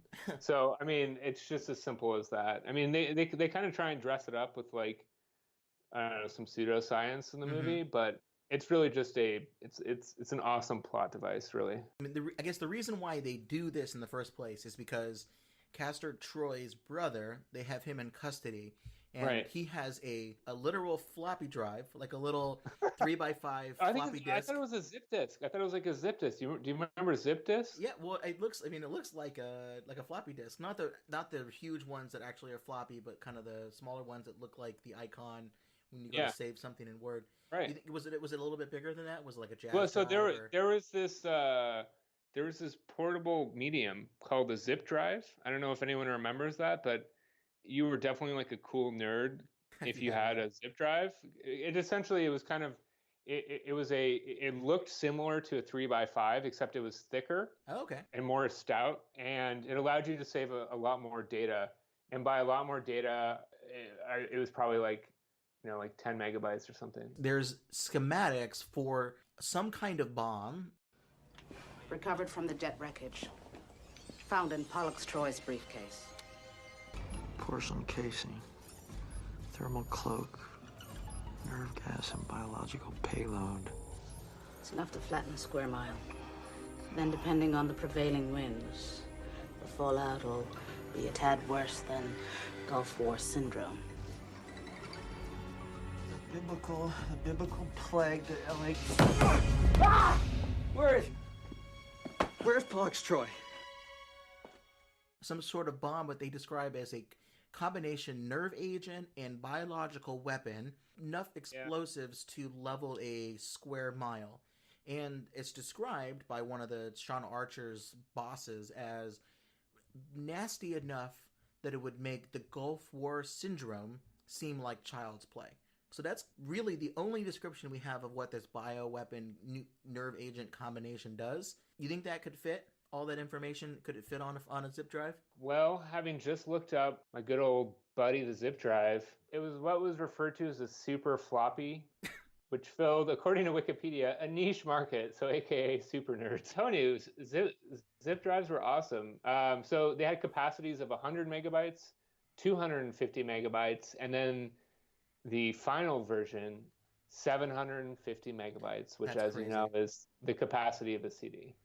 So on this information, there's this weapon thing, and they're wondering whether or not this is a real bomb or is this something that they just created. And Castor Troy's brother says he will only give it up if he's talking to his brother, and that's why John Travolta's character decides to do the old face swap. But what I don't understand is, why did they put the face onto the bad guy, the good guy's face onto the bad guy? Is there something I'm not remembering about this? Like, why did they switch the bodies? Why didn't they just put Sean Archer's face in storage? So Castor Troy loses this kind of epic chase and then gunfight at the very beginning of the movie, and that culminates with John Travolta basically hitting some sort of jet engine that's just sitting in a room, and it like throws him into a wall and knocks him unconscious, puts him in a coma. They've got Castor Troy unconscious. They then take his face off, put it on John Travolta's. They put John Travolta's face off to the side. And they're like, all right, when you're done with your mission, we will take this back. For whatever reason, too, like they kept this super secret. Like, I don't think it needed to be that secret, to be honest. Yeah, it seemed like it's a pretty good... It needed to be secret from anyone that would have contact with his brother in a maximum security prison. So, like, yeah, I think it could have been more than like the one or two people that they isolated it to. So their massive error, when this is, of course, this had to happen, or else the movie wouldn't happen at all, was that they thought Castor Troy was just out for the count, right? Mm-hmm. But he wakes up, and for whatever reason, he's able to like get out of his restraints without a face. He has no face, so he wakes up with no face. He calls his like buddy, and he's like, "Hey man, I've got no face. Come get me out of a jam. Which, yeah, I mean, he's got a solid buddy would always help somebody out, help out a friend without a face. Help him not lose face. His buddies show up, and they then track down the surgeon who puts John Travolta's face on his, and then also they track down the two, are they FBI agents that know about the whole transfer? Mm-hmm. So, and then they kill them. They kill everybody. They kill the only 3 people that knew about the whole thing, get rid of all the evidence, and that's the entire like setup for the movie. So what happens is that, oh man, this is kind of hard to describe because Archer, who is in Nic Cage's body, right? So yep. Nic Cage is now the good guy. He is in jail, right? He actually does find out the location of this chem bio super weapon, which is in the convention center. They wanted to know where it was. I don't think they knew where it was, right? Right. They asked the brother and they try to find out where it was. But yeah. Yeah. So he tells them where it is, and then immediately, like a great covert operative, Nic Cage is like, "I'm done. Thanks a lot."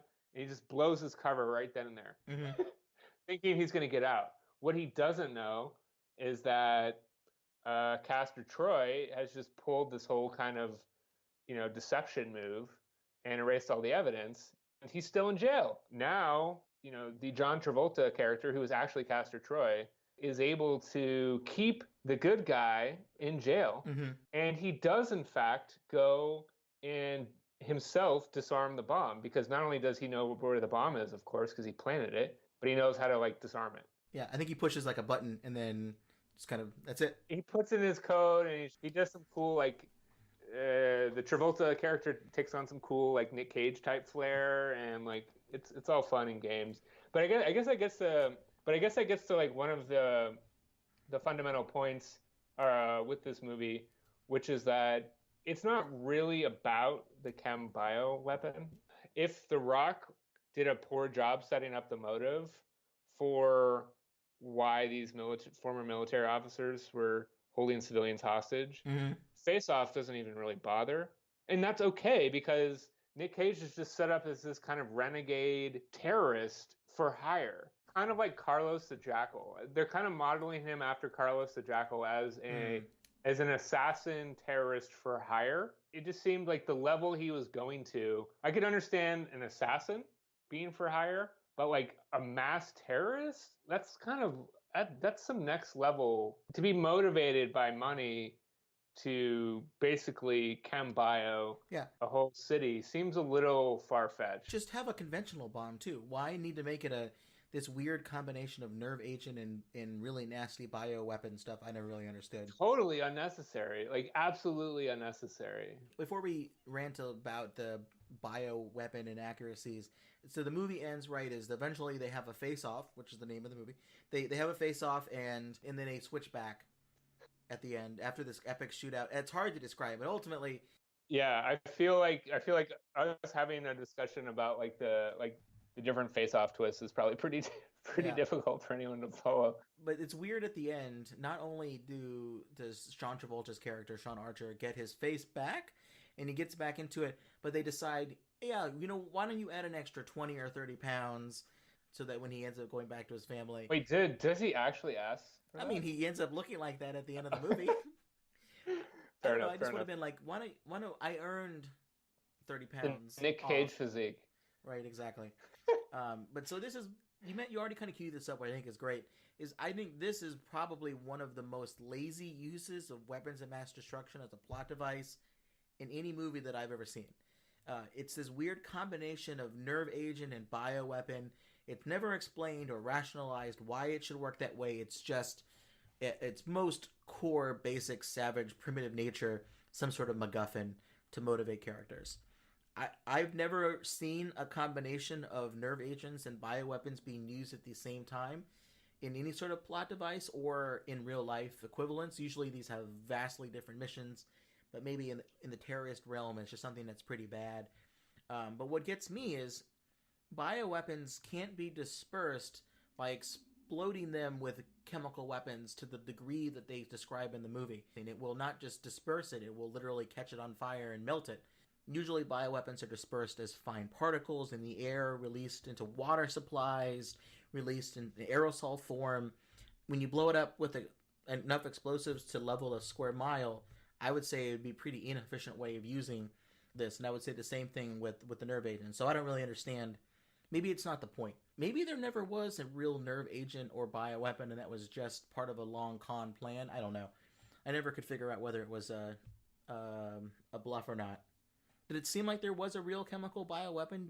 Is how you would interpret that? They needed something that would raise the stakes super high to drive John Travolta to want to undergo this operation, right? Right. Because I think if it was just a tailored assassination plot, it's not great, but is it worth literally transforming your entire body to stop? Would be to undergo this sort of crazy ass plan, and the failure to do so would result in like catastrophic loss of life, which is not it's not how they describe it though.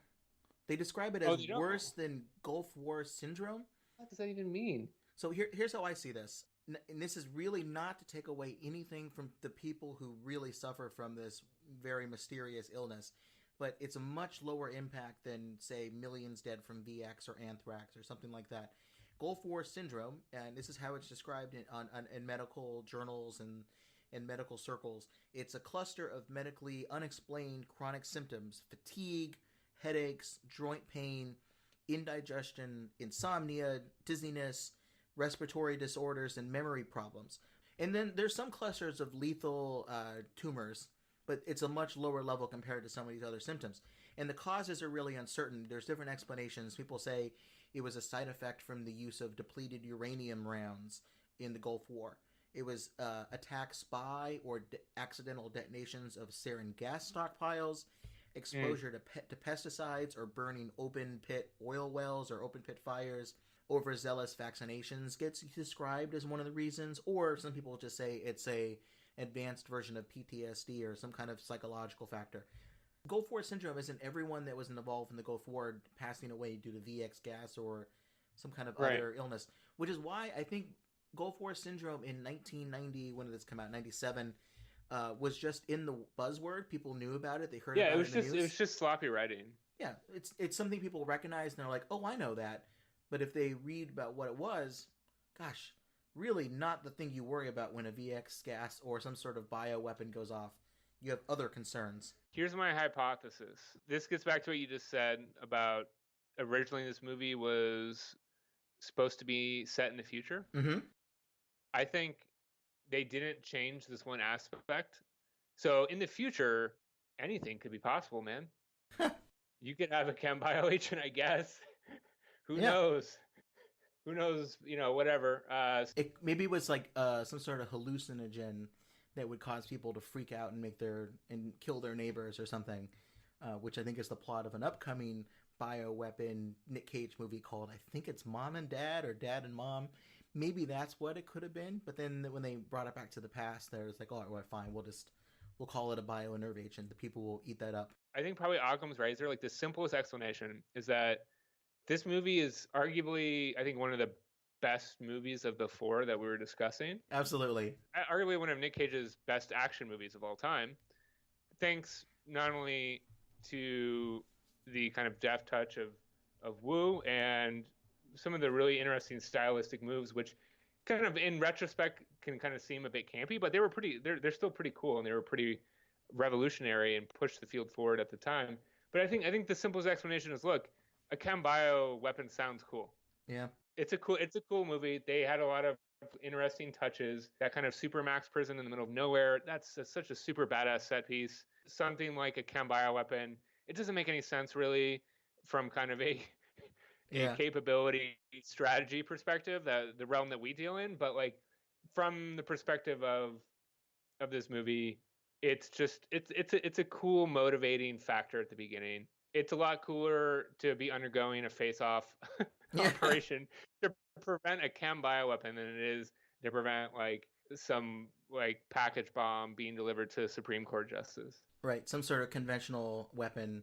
But I don't want to say that a movie that's focused entirely on conventional weapons would be bad, because I think our final movie that we want to talk about here is Lord of War, which the weapon in this is completely conventional weapons. There's no discussion of loose nukes, which I think would have been a kind of a fun joke if he would have made about. Well, I tried to get into the loose nukes world, but it was too hard to break into, so I focused more on conventional stuff. The character in this one, his name is Yuri Orlov. The hairstyle, business caliber. It's very pretty normal hair, but the level of cage rage in this one, 2 out of 10.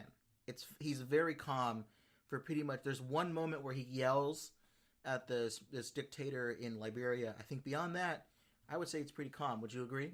So I haven't seen it in a hot second, but I have seen this movie repeatedly because it comes on a lot, and it's actually quite good. Yeah. As far as Nic Cage movies go, that is.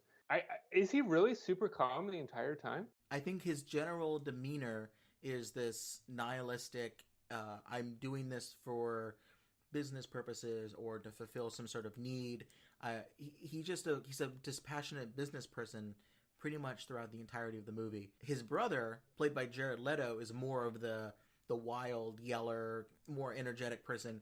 I think he tends to be the pretty on the level, straight face guy throughout the entirety of this film, except for 1 or 2 scenes. Oh, you're right. Jared Leto is the one who's just going crazy and doing like tons of coke the whole time. Yeah, okay. So Jared Leto is really paving the way for Nic Cage's character in Bad Lieutenant, the Werner Herzog rendition, right? Pretty much. Just as an aside, how do we think Nic Cage is in real life? Like, where is Nic Cage on the cage rage meter, just being himself day to day? Do we think he's like Keanu Reeves, just super chill? Or do we think he's actually like doing these like weird things? Well, I think he's doing weird things, but I would probably put him at a 1. I mean, he's an artist. I think Nic Cage is naturally a 1. I would say so. I mean, he's done some interesting things like buying a bunch of castles. When I did my bachelor party in New Orleans, and we went on it. And he loves New Orleans. We went on his tour, walking tour of New Orleans. That's how nerdy my bachelor party was.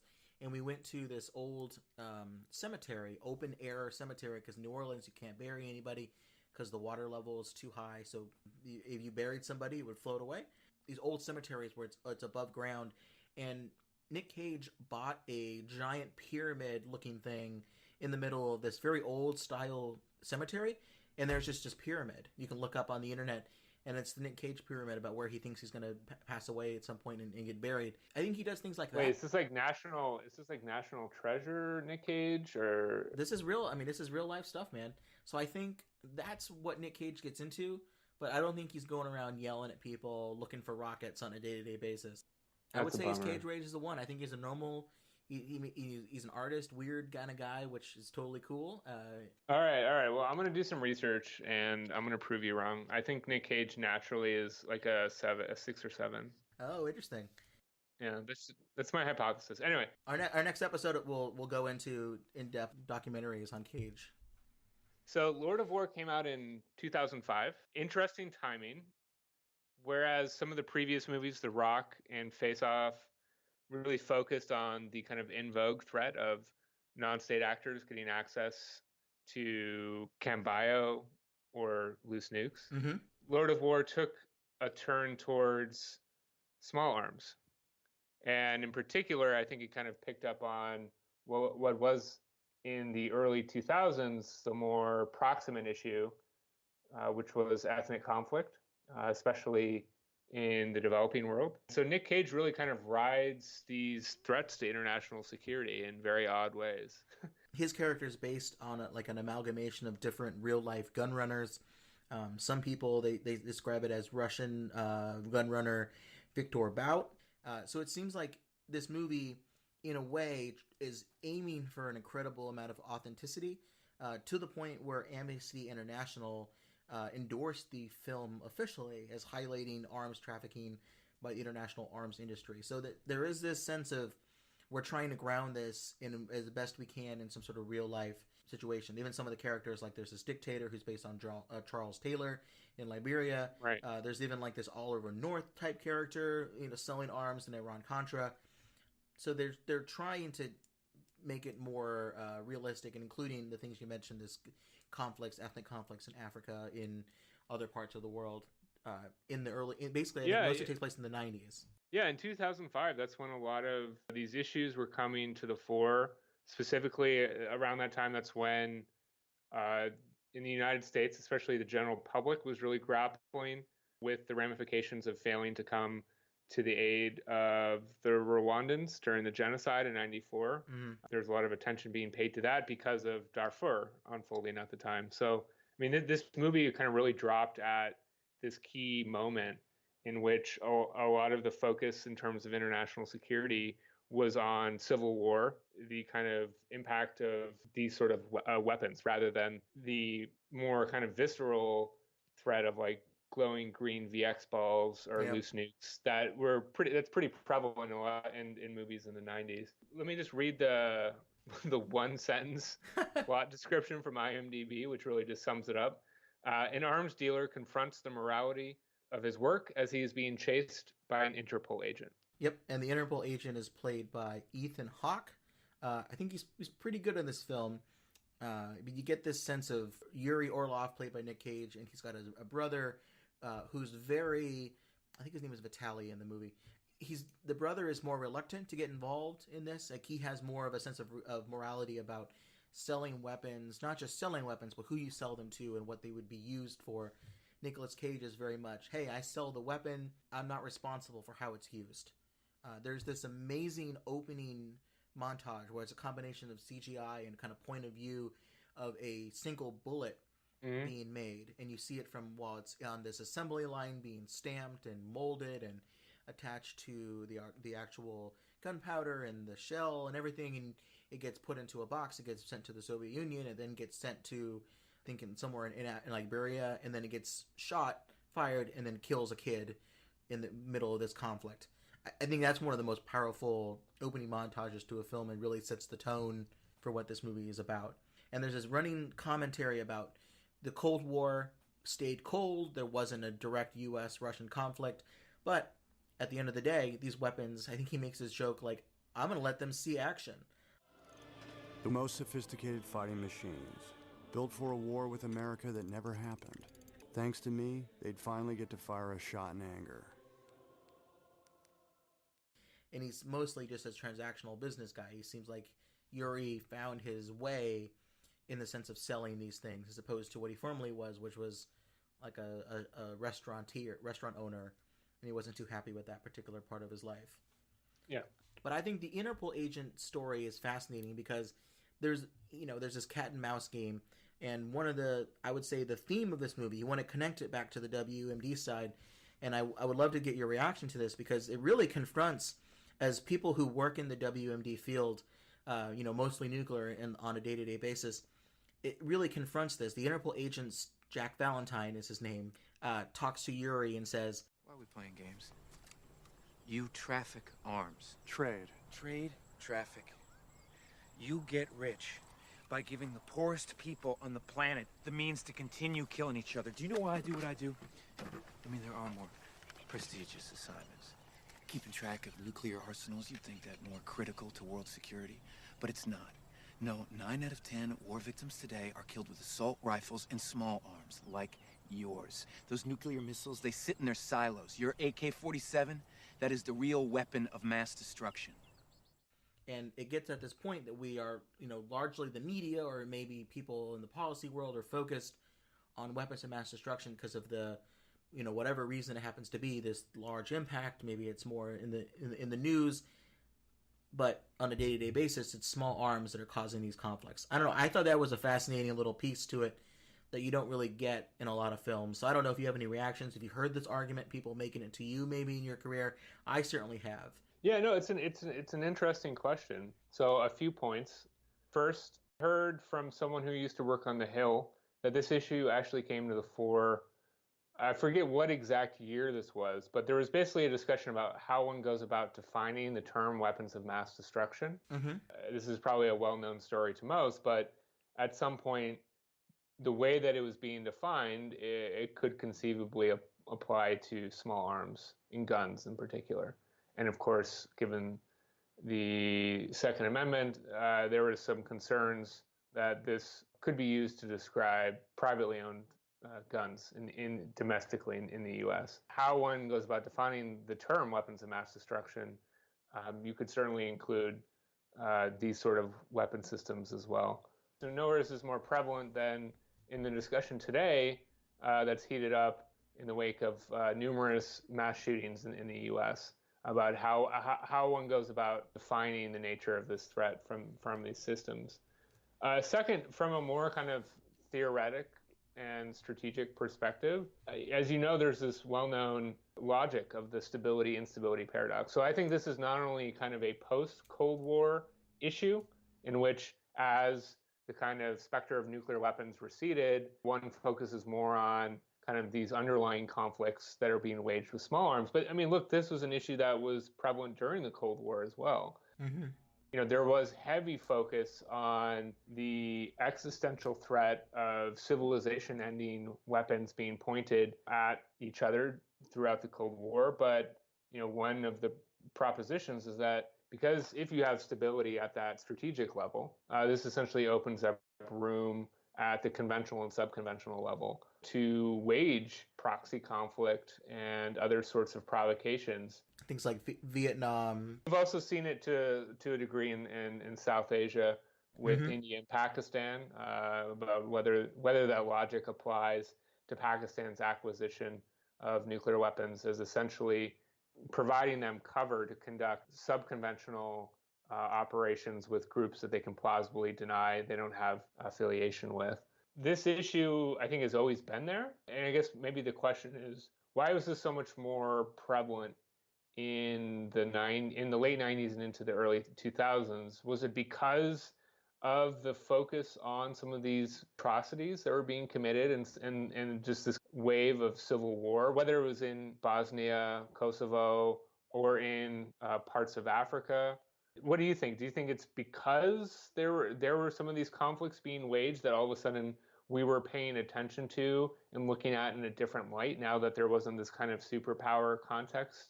I think the movie does a pretty good job of describing that a lot of the ease of access for weapons and simply as armed traffic increases in these conventional weapons, the surplus of material that was made available once the Cold War ended, these still... Definitely. So they certainly make that case that this sudden surge in supply had some sort of impact, but it's a movie, it's not going to be able to really tease out the various causal factors that lead to ethnic conflict. You know, it's hard to say how much of an effect that had. It probably had some effect, but, there's a lot of scholarship that tries to unpack some of these dynamics. I guess my point is more about, it's less about what was actually going on with the implosion of the Soviet Union and the easy access to guns, and more about like, why was it from the general public's perception, if we were focusing on loose chem bio nuke during the 1990s, why the turn towards small arms and ethnic conflict by the early 2000s? If I were to describe it simplistically, this is not an area that I've studied, but I think I've come across arguments made where there was this sense of anxiety that was so strong with people during the Cold War that it just was a matter of moments. It was a matter of years before there would be some sort of nuclear exchange. And then that pressure was released when the Cold War ended.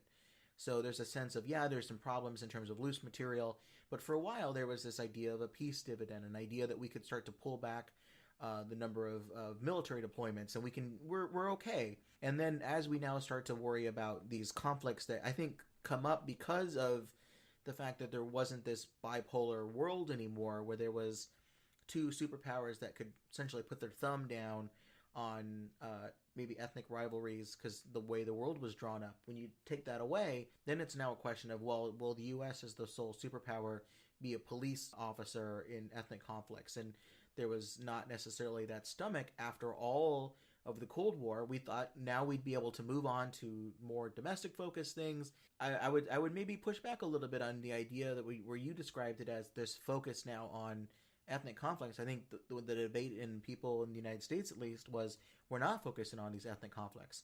We're trying to essentially, we're now in a world where this is not a problem anymore. And it basically took things like 9/11 and Rwanda and people's response to that, then we start to really focus on it. And I would say that's why you see this movie come out in 2005 as opposed to 1996. Yeah, I think that's a fair assessment. I think there was kind of a search for America's role and American grand strategy at the time. Nic Cage, I think in this movie, I enjoy this one more in terms of the accuracy problems that sometimes some of these other films have, because I think there's a pretty good depiction of tools used by arms traffickers in this film. Nic Cage likes to run through the litany of the things that he does in the conventional weapons space, but some of the things that I do on a day-to-day basis is look at how countries like North Korea or other dealers that work in the WMD field, they use some of the very same tools. So he mentions things like talking in code, so you don't understand what if someone's listening in, not knowing exactly what they're talking about. But more complicated things like there's this great scene of a ship, and Jared Leto and Nic Cage have to change the registry of the ship, and they basically just paint a different name on the side of the ship and change the flag.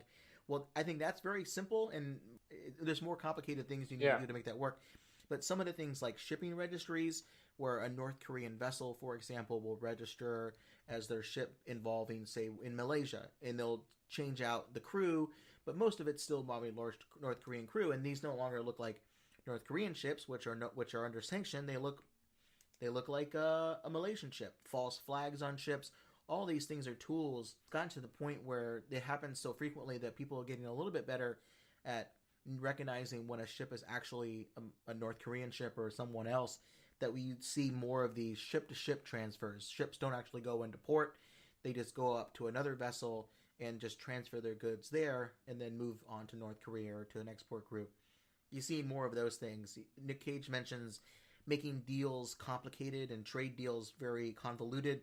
Things like fake end user certificates, making it look like it's going to go to Singapore when really the end user is Liberia. Ship parts and components being separated and shipped separately in large quantities, perhaps to avoid attention if there was only a small amount. Go through countries with lax regulations and untrained compliance officers. These are all real things that happened in the conventional space, but we worry about them as someone trying to do like arms exports or export controls.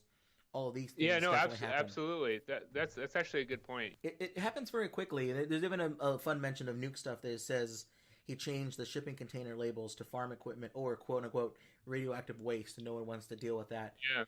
Although I would say if it's labeled as radioactive waste, you look at the shipping manifest and you see if they have permits to ship radioactive waste, which I think would be a whole separate debate. But anyway, I think that there's this sense of accuracy, at least at the most shallow level, but I found that fascinating, and I just want to make it clear to people that maybe watch that movie. These are tools used by people who smuggle conventional weapons. It's used by people that smuggle sanctioned goods that aren't necessarily weapons, but are things that, when North Korea ships coal out of their country, they will often describe them as some other type of thing that is not sanctioned. It's the basic tactics for illicit procurement and trade. So it's whether it's human trafficking with small arms, sensitive controlled goods that would be on a so-called trigger list because they might be useful for a nuclear weapons program. Yeah, that's a really good point. I hadn't kind of thought about this movie illustrating some of those, pretty firm tactics of exploiting, the so-called gray market and the ability to kind of not do something that's completely clandestine or illegal, but you're trying to essentially hide in plain sight often and kind of set up deception points, trying to exploit weak links, decompose something. And, it's just I hadn't really thought about this movie kind of making what is in some ways kind of what seems like a dry subject, kind of shining some light on it from kind of a Hollywood perspective. And I think Nic Cage in this movie is very good at delivering these talking about end user certificates and changing the flag on a ship. He does such a good job of describing it. But here's an interesting thing that I did not expect to have this reaction is this movie, part of the reason why it's so accurate, not only in terms of its plot points, but also its depiction of things, is because the filmmakers, the director also helped co-write it. They got together with some real life arm dealers, and some of the scenes, like the tank scene where there's this line of rows of tanks, those were real weapon sales about to take place. It was a Czech arms dealer who said, all right, you can film, but I need these back because these are going to, I think it was like going to Liberia in a couple of weeks. So they definitely have this real stuff. They even bought a bunch of actual AK-47 equivalent weapons because it was cheaper to buy this stockpile than it would be to buy a bunch of prop guns. Yeah. If you want to be accurate, you're going to have to do your research. And if you want to do field research to make an accurate movie, they still essentially worked very closely with people who are causing the same types of problems that they're criticizing in the film itself. So I don't really know. I don't have an answer to that, how close you can get to collaborating with arms dealers and criticizing them at the exact same time. I don't have an answer to that. That was just something that kind of annoyed me. I don't know if you had upon hearing that type of information, you think, is that okay? It's like kind of like if you wanted to do the movie Next and to be more accurate, you call up Osama bin Laden or a terrorist group and you say, what would you do in this situation? I guess it gets back to this point that arms sales aren't necessarily illegal. Yeah. So it's more of a moral quandary than it is, are you doing something that's clearly crossing that line? That's the whole point of these sort of procurement networks, is that they're trying to establish themselves in these legal gray zones between what's prohibited and permitted. Clearly, there's some ethical questions that one has to grapple with, but... Well, ultimately, Nic Cage gets caught by Interpol after his brother gets killed in a deal that went wrong. Nic Cage gets released at the end of the movie, even though all evidence points to, his family turns on him, everything happens, but because he sells arms to people that Oliver North type character, the U.S. government doesn't want to pass along this stuff. There's a reference made to the President of the United States being the largest arms dealer in the world. Like, all of these things go through it. He's able to get released because you rely on him to do these gray area trades that they can't do. Yeah, no, absolutely. Well, the last complaint that I have with this movie is I work with Interpol a lot in my day-to-day job, and Interpol, they're an incredible organization. They do a lot of stuff. They do a lot of information exchanges, trainings, coordinating different types of agencies that deal with law enforcement work. But according to this film, Interpol agents can ride helicopters, they can commandeer ships, they can shoot down, they do a lot of these interdiction stuff. Interpol doesn't do any of that stuff. They don't have investigative powers. They don't arrest anybody. They don't have field agents, and they don't certainly take down warships. Apparently, according to this film. So I think that's one little small thing. Interpol's great. You don't need to make them into a superhero. I don't know why they did that. Because it's Hollywood, man. I mean, it's the same reason they made the VX like green glowing orb. Well, let's wrap up here because we've gotten pretty in depth on the Nic Cage spectrum.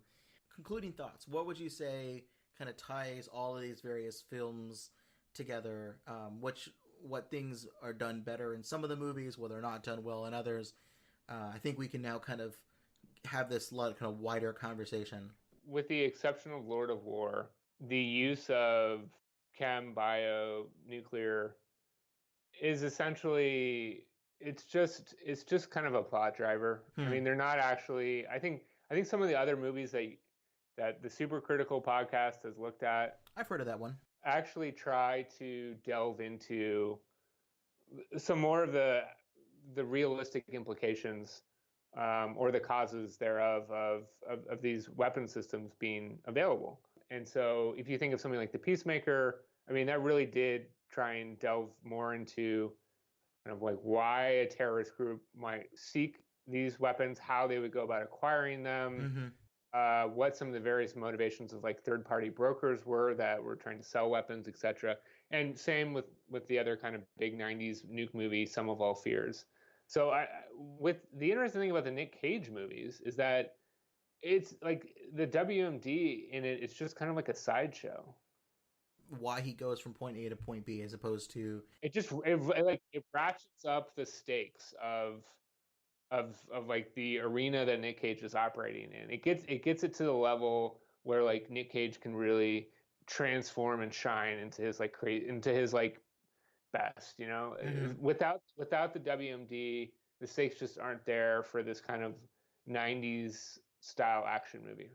I think what they were trying to do is essentially kind of like ride the wave of 90s post-Soviet concern about loose fissile material unsecured weapons, etc. That was definitely in the public consciousness. And they just picked that up and they used that to create a scenario where Nic Cage can be in a buddy cop scenario with Sean Connery, which was, their chemistry was pretty awesome, or set up this like really insane kind of plot for Face Off with swapping bodies and faces, or who the hell knows what's going on in next, but I think they attempted to do something there too. Yeah, I was trying to think of all these movies are kind of two-hander movies where there's like Nic Cage and someone else that he plays off of. But in Next, I mean, he doesn't really play off of Jessica Biel. I mean, he kind of doesn't really play off of Julianne Moore either. No. He plays off of himself and his perception of time and his other, various selves that are going different directions. Maybe that's what it is. Let's do our final rating system for each of these movies. We can go through them one by one. I would think for this one, we'll do a rating system of 1 out of 5 doves being released in a gunfight. Because I think one dove is kind of a lame magic trick, probably something that Frank Cadillac would do in the movie Next. But 5 doves is a real classy affair. I think that's kind of should be the goal for any sort of dove. Weren't there doves going off in Face Off too? I think there were several doves flying off. So let's start there. Actually, let's start with Face Off. How many out of 5 doves would you say? Released in a gunfight this movie is? 5, definitely. You put that at the high top. Okay. I'm going to give it a 4. I think I like it a lot, but I think it's still just at that at 4 point to me. You think that's a perfect movie? Yeah, I think look, it did a lot. It did a lot very well with the action. And the plot is still it still has cultural relevance. It has such staying power. I mean, granted, I'm not saying this is like a masterpiece. It's a Nic Cage movie. It's an action movie. But as far as like within the spectrum of these movies, I think it's definitely the strongest. All right, so I'm going to change my rating here a little bit because I think you're the right way to go about it. It's not comparing this movie to, say, Casablanca or Schindler's List. Let's compare them to other Nic Cage movies. Now it jumps to a 4.5 for me. So I'm not putting that as the official marker. I think that's a pretty good rating. But what about for The Rock? 11, 12-year-old me in the 90s would have given this movie a 5, obviously. Mm-hmm. Unfortunately, Tristan circa 2018, upon rewatching it, with a lot of the problems that came to my attention, I'm going to have to drop it from a 5 to a 2. Ooh, ouch. That's a big drop here. I was pretty pissed off about this movie.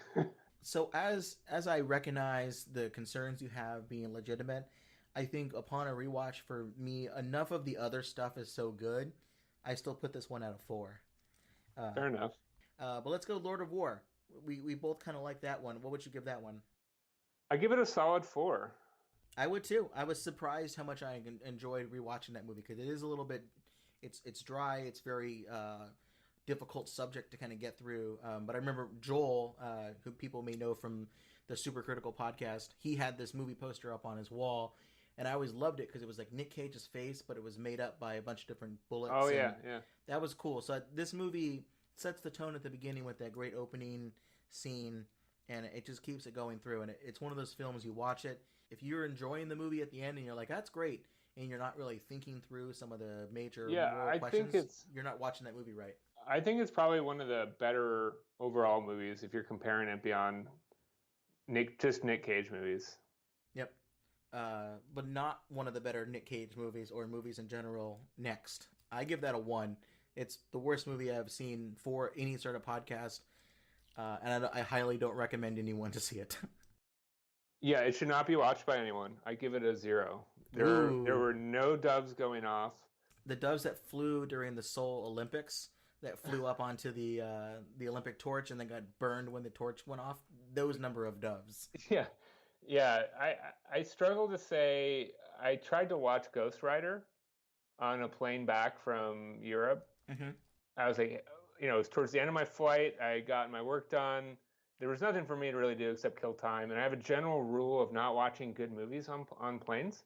So that kind of leaves me to pick through the crappiest movies that are available. Uh-huh. Ghost Rider was available, and I figured that could be a WMD, the Ghost Rider. So I figured I should review it, and I couldn't finish it. It was better than Next, though, and that's saying a lot. So I would give Ghost Rider a 1, maybe a half a dove, which is only slightly better than Next. Pretty terrible. I would not recommend Next to anybody, but I do have some stuff to recommend to people that enjoy Nic Cage movies and WMD stuff, or any sort of the topics that are discussed in this particular podcast. I would recommend people checking out the Supercritical podcast. I've heard that one's pretty good. If you enjoyed today's Nuke discussion, but for some dumb reason want to talk about something other than Nic Cage, I don't know why you would want to do that, I would check that out. The 2007 book I mentioned earlier by Jonathan Tucker called War of Nerves, Chemical Weapons from World War I to Al-Qaeda. That book is terrific. If you see nerve agents in the news a lot today, potentially Russian agents using a version of VX gas on ex-spies in the UK, killing some of those people and setting off a huge health problem over there. Those type of chemicals are described in great detail in a very accessible way for people that aren't nerve agent nerds. That's a great book to check out, Jonathan Tucker's War of Nerves. And in terms of a movie, I'm going to recommend a movie people maybe don't like, but I enjoy quite a lot. It's called In Time from 2011. It stars Justin Timberlake. It's a movie that I weirdly kept watching at hotels, but never the whole way through until I finally just saw it at Best Buy, and I bought it for like $5. It's weird. It's this movie where everybody in this world, when they reach 21, 22 years old, they are given an indefinite amount of time that like stored in their body, and it counts down, and when they're to 0 they die. But there's this weird story about there's wealthy people that have lots of time on their system. You can add time, lose time, it's currency. Do you really like In Time? It's weird. I really like it. There's some parts that aren't super great, but I really, overall, it's this weird movie that I want to see more of it. It's kind of how I ended up with the movie. I wanted to see the story continue, and I did not expect that when I was watching it in parts. It made me think of a couple things. One, Justin Timberlake and Nicolas Cage need to co-star in a movie together. I think they would make a really good pairing. And then also, it's directed by Andrew Niccol, who directed, I believe he directed Lord of War. So it kind of all connects together if we want to continue that. And I bring it up in terms of time stuff because I think it's a better use of time as a plot device than the Next did. Pretty much anything is. Do you have anything to recommend, Tristan? Yeah, I guess I would strongly second Jonathan Tucker, the late Jonathan Tucker's book. If you're looking for kind of the quintessential history of chemical weapons development and use, a fantastic book as well. If you're interested in bioweapon issues as they relate to international security, I would point you towards a few scholars. Seth Carius at National Defense University has written a number of pretty phenomenal articles on the history of these programs. There's a great book which really challenges a lot of the conventional wisdom and tries to explain why non-state actors have been remarkably unsuccessful at weaponizing bioweapons. It's called Barriers to Bioweapons, the Challenges of Expertise and Organization for Weapons Development. And that's by Sonia Orgham Gormley. And finally, the great Gregory Kloblentz has a series of kind of classic articles on the international security implications of bioweapons that are definitely worth reading. Well, good. That's a good amount of homework for people to check out. I know we didn't really get too much into detail about bioweapons because Face Off really doesn't talk about it. Yeah. So why would we? But those are good sources for people to check out. So I think that's pretty cool. Tristan, thanks very much. I appreciate you coming on Skype and taking some hours to talk about Nic Cage stuff. Yeah, indeed. It's been great. Oh, no, not the beast! Not the beast! Ah! Thanks for listening to another episode of the Nuke Cage Podcast. If you have any suggestions or ideas for future episodes, we're on Twitter at Nuke Cage, Nukecage. You can let us know what you thought about the episode here. I am at TeeAndersVolpe. That's T, 2 E's, Anders, Anders, Volpe, V as in Victor, OLPE. If you enjoyed this program, I would also probably appreciate it if you consider looking up one of our other favorite shows, the Supercritical Podcast. check that out, subscribe to it, leave a 5-star review, and we might do another episode, I don't know, maybe a year from now on April 1st about Nuke Cage. Ghost Rider. Stay tuned for Ghost Rider. Exactly. There's a WMD. Hellfire is definitely, I would say, a weapon of mass destruction for sure. Until next time, this has been Tim Westmyer. And Tristan Volpe. And remember, if it's Nic Cage and the weapon is unconventional, we're bound to rage about it. Have a good one.